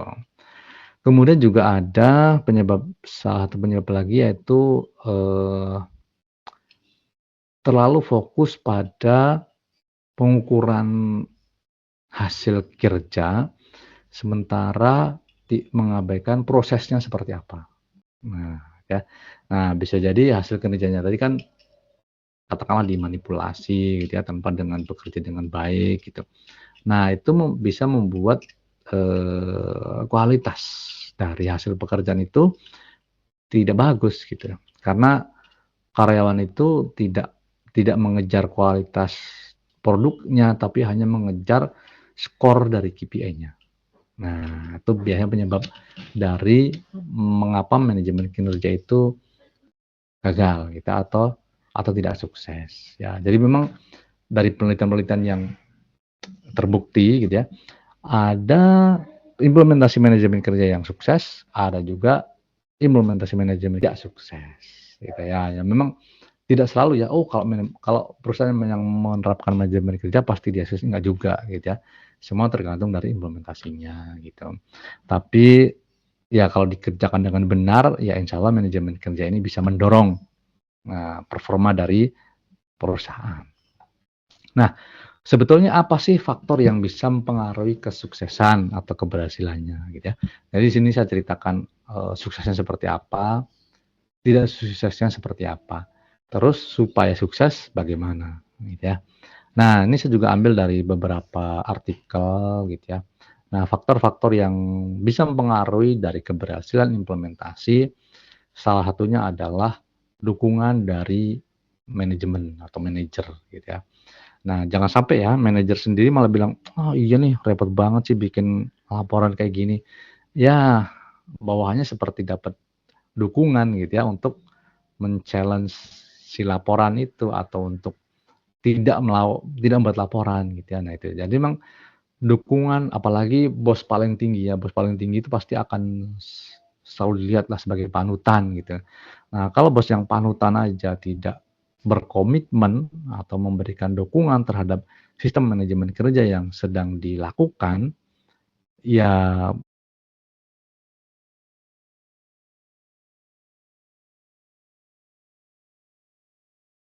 ke bawahnya ya bubar gitu seperti itu ya. Jadi memang harus kenceng nih kalau kalau kalau komitmen untuk menerapkan manajemen kerja dari atas itu dari top manajemen turun ke manajer juga komitmen nah itu insya Allah berhasil gitu. Tapi kalau komitmennya tidak sama atau tidak seragam atau bahkan naik turun, nah itu bisa berpeluang untuk bisa mempengaruhi keberhasilannya gitu. Nah, kemudian yang kedua adalah partisipasi dari karyawan gitu. Nah, karyawan itu kan biasanya top down ya, artinya program itu kan dari atas. Oke, sekarang kita melakukan manajemen kerja. Nah, terus apa bentuknya gitu kan? Pengukuran-pengukuran yang dilakukan untuk meningkatkan kinerja dari para pegawai. Nah, kalau pegawai atau karyawan itu tidak semangat, tidak terlibat, partisipasinya kurang, nggak mau bikin laporan, ya sama aja. Nah, gitu ya. Dari dukungan dari atasan harus juga ada komitmen atau partisipasi dari karyawan untuk mengimplementasikan dari pelaksanaan itu, gitu ya. pelaporan yang rutin, pelaporan yang jujur gitu ya. Nah, masalah kejujuran atau integritas ini juga jadi masalah tersendiri gitu ya. Kalau misalnya dia nggak jujur yang dilaporkan baik-baik terus gitu ya, ternyata yang terjadi sebaliknya, nah bahayanya perusahaan perasaan nih bagus-bagus aja nih gitu ya, tapi kok lama-lama bangkrut gitu. Nah itu, jadi harus ada komitmen partisipasi karyawan yang memperkuat dari implementasi manajemen kinerja. Nah kemudian berikutnya itu kemampuan dari atau pengetahuan dari manajer dan orang-orangnya gitu ya. Ketika udah tahu nih, kita akan mengimplementasikan manajemen kerja, tapi orang nggak paham manajemen kerja itu apa sih gitu ya. Udahlah pokoknya lakuin aja lah gitu ya. Nah, kan nggak ngerti hakikatnya seperti apa, nggak ngerti pondasinya seperti apa. Nah, terutama manajernya gitu ya. Nah, manajernya kalau dia memahami dengan baik, punya keterampilan, punya ilmu tentang penerapan manajemen kerja, nah biasanya bagus gitu ya. Karena dia akan memilih ukuran-ukuran yang tepat. Nah, kalau pengukuran tidak tepat, ya nggak menuju ke kebaikan gitu, tapi ya berjalan di tempat saja gitu. Kalau ukuran-ukuran yang diterapkan dalam manajemen kerja kurang tepat. Nah, ya. Nah, kemudian faktor berikutnya adalah tadi ya udah singgung juga ya ketika ada perusahaan yang gagal gara-gara tidak sesuai dengan budaya organisasi. Nah, jadi supaya manajemen kerja itu sukses perlu adanya kesesuaian antara manajemen kerja dengan budaya yang sudah ada. Nah, kalau budayanya belum selaras dengan manajemen kerja yang akan diimplementasikan, ya perbaiki dulu budayanya. Nah, gitu ya. Kalau budayanya sudah selaras baru diimplementasikan. Nah, kalau dua-duanya dipaksa, bahayanya adalah malah gagal dua-duanya gitu ya. Budayanya nggak berubah, manajemen kerja juga tidak terimplementasi gitu. Nah, kemudian terakhir ya faktor yang menentukan apakah manajemen kinerja itu sukses apa tidak itu adalah kalau zaman sekarang ya penggunaan teknologi. Nah, ya penggunaan teknologi itu akan sangat membantu gitu ya, mengurangi birokrasi, mengurangi sulitnya laporan gitu ya, memudahkan adanya dashboard gitu ya, setiap karyawan tuh bisa dicek gitu ya, bisa di-sort gitu, mana yang paling bagus, mana yang paling jelek gitu ya, mana yang laporannya sudah masuk, mana yang belum. Nah, itu dimudahkan dengan pemanfaatan teknologi. Kalau tidak menggunakan teknologi, masih manual, ya mungkin malah lebih capek gitu ya. Lebih capek laporannya daripada pekerjaannya. Nah, itu bisa bikin tadi ya motivasi menurun gitu. Makanya untuk menyukseskan itu digunakanlah teknologi. Tapi juga diingat gitu ya, kadang-kadang teknologi diberlakukan bukan malah memudahkan gitu ya, tapi malah menyulitkan gitu ya. Makanya teknologi yang user friendly, ramah untuk dipakai, yang mudah itu juga jadi hal yang penting. Nah, biasanya kalau udah ada teknologi, udah diimplementasikan, berkembanglah. Apa yang disampaikan di teknologi itu adalah sebuah data. Nah, ya, kata orang-orang di luar sana, data adalah new gold, emas baru. Nah, gitu ya. Semua orang pengen data. Kenapa? Karena dengan data itu bisa dirumuskan suatu keputusan yang akurat. Nah, gitu ya. Kenapa kalau rumahnya itu lebih dari 10 kilo selalu terlambat, gitu ya. Nah, maka next-nya mungkin hire-lah perusahaan yang dekat-dekat perusahaan rumahnya gitu ya, atau dia kos di dekat situ gitu. Nah, itu kan jadi sebuah data yang mungkin belum muncul gitu. Tapi ketika ditelusuri kenapa kok dia itu selalu terlambat gitu ya. Oh, kebanyakan mayoritas orang yang tinggalnya jauh dari perusahaan, contoh aja nih saya ngarang ya. Itu ternyata punya kebiasaan terlambat lebih besar daripada orang yang tinggal di dekat situ. Atau kebalikannya gitu ya. Orang yang dekat-dekat malah terlambat gitu misalnya. Nah, karena nggak well prepare gitu ya. Kalau orang jauh mungkin biasanya malah berangkatnya lebih pagi sehingga lebih well prepare gitu. Nah, kemudian ya bisa dibuat suatu keputusan gitu ya. Oke lah kalau nerima perusahaan atau menyarankan ke perusahaan, kamu jangan tinggal di dekat ke sini lah. Kamu tinggalnya agak jauh aja gitu ya. Justru kalau dekat jadi terlambat, kalau jauh karena merasa jauh jadi dia prepare persiapannya lebih pagi misalnya seperti itu. Nah, itu bisa jadi contoh aja ya. Contoh saya agak ini ya memberi contoh yang agak ekstrem sedikit gitu. Nah, itu seperti itu. Jadi sarannya untuk mengimplementasikan atau menyukseskan manajemen kerja adalah menggunakan teknologi dan memanfaatkan data analitik yang didapatkan dari teknologi itu untuk meningkatkan efektivitas dari pengambilan suatu keputusan. Nah, itu kayak seperti itu, ya. Jadi mungkin itu teman-teman ya, tambahan dari saya. Teman saya tadi adalah kira-kira apa definisinya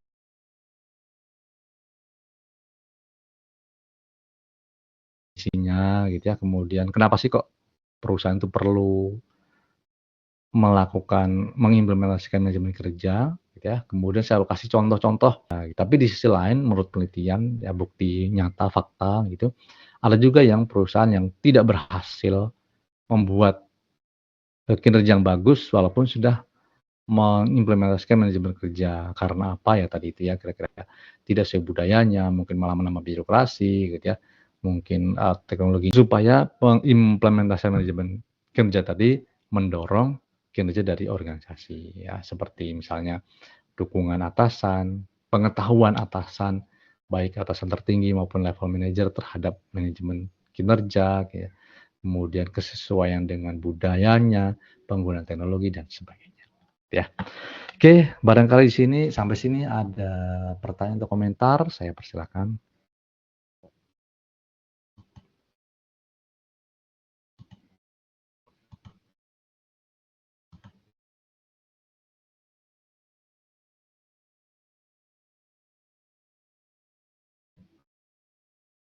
Oke, Mbak Lisa tadi udah hadir belum ya? Memang nggak ada ya?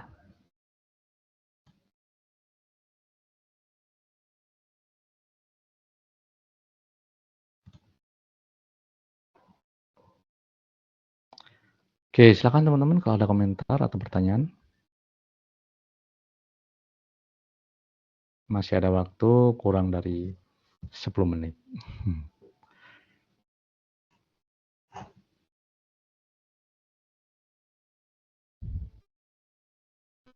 Pak, izin bertanya, Pak. Silakan Mas Asep. Ya, Pak, untuk tiap presentasi kan ini per kelompok ya, Pak. Ada beberapa Iya. anggota yang tidak aktif sama sekali ataupun tidak berkontribusi. Itu seperti Mhm. apa ya, Pak? Oh gitu. Mungkin bisa disampaikan ke saya aja, Mas. Oh, baik. Terima kasih, Pak. Iya. Nah, jadi mungkin untuk kelompok yang lain juga seperti itu ya. Karena memang di catatan saya kan ada juga ya yang memang dari awal tuh tidak hadir gitu ya. Kemudian beberapa yang hadirnya cuma sekali 2 kali gitu. Nah, biasanya memang tugas kelompok ini kan kayak tadi kan saya catat gitu ya, siapa saja yang presentasi gitu. Tapi kalau dalam proses pembuatannya seperti apa, saya kan kurang tahu. Nah, silakan, boleh dari satu kelompok itu yang menyampaikan ke saya gitu ya. "Pak, ini yang aktif si ini," ya mungkin akan jadi pertimbangan bagi saya untuk bisa menambah nilai gitu ya, dibandingkan dengan yang mungkin tidak aktif. Mungkin seperti itu ya. Baik, yang lain ada lagi mungkin?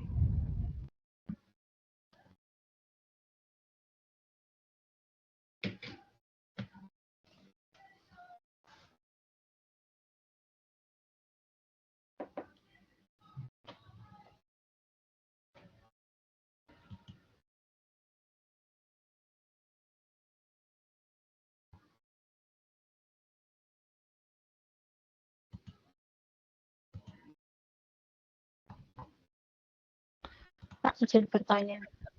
Iya.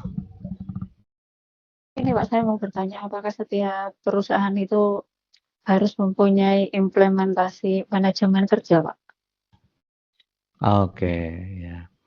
Jadi apakah setiap perusahaan itu harus mengimplementasikan manajemen kerja? Nah, sebetulnya kalau dibilang harus atau tidak, enggak juga gitu ya, enggak juga. Cuman kalau dilihat dari manfaatnya gitu ya, itu bagus gitu ya. Nah, pertanyaannya adalah apakah perusahaan itu, eee sudah waktunya untuk mengimplementasikan manajemen kerja atau tidak? Nah, gitu ya. Nah, tanda-tandanya apa gitu ya, misalnya di perusahaan itu merasa bahwa karyawannya itu ada yang berkinerja, ada yang tidak. Nah, sementara pendapatan karyawan itu mirip-mirip gitu, atau hampir sama, atau bahkan sama gitu.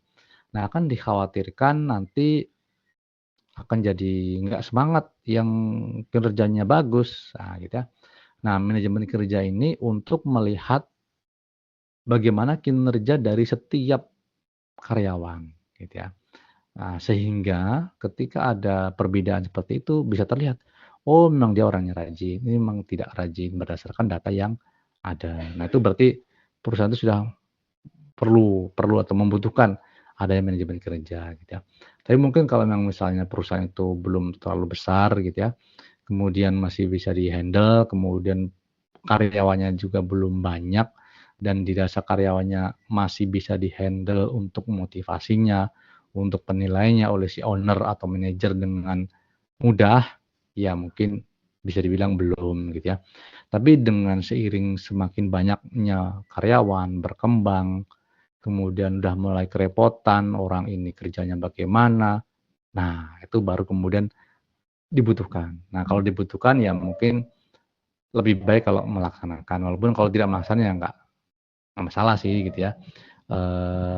Ya walaupun tadi ya, apa sih efeknya melaksanakan, ya ada untuk mendorong kinerja, tapi tetap ada juga yang gagal gitu ya, karena memang implementasinya mungkin kurang tepat.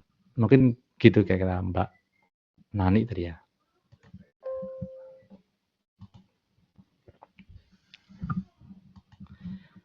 Oke, ada lagi yang lain?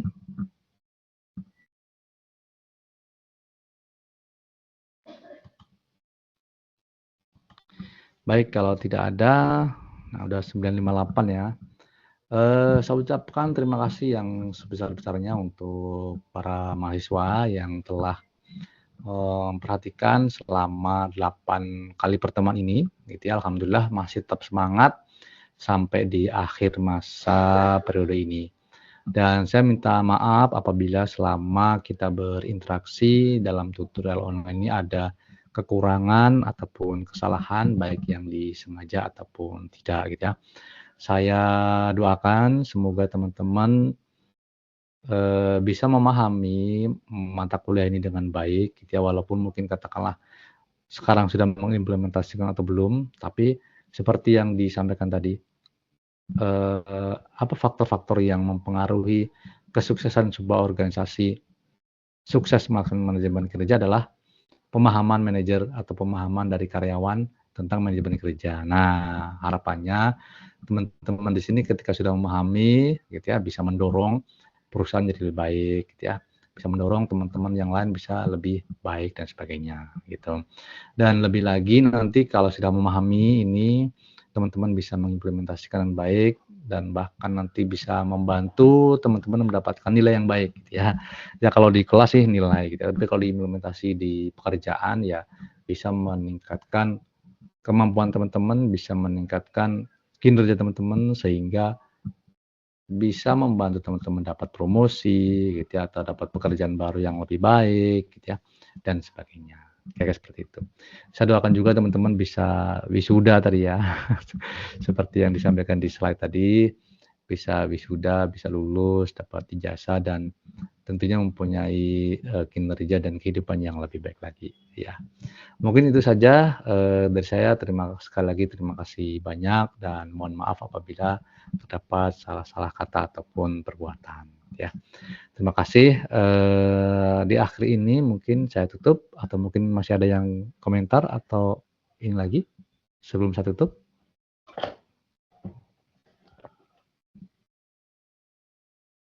Nggak ada ya. Baik, terima kasih banyak. Sekali lagi saya tutup. Assalamualaikum warahmatullahi wabarakatuh.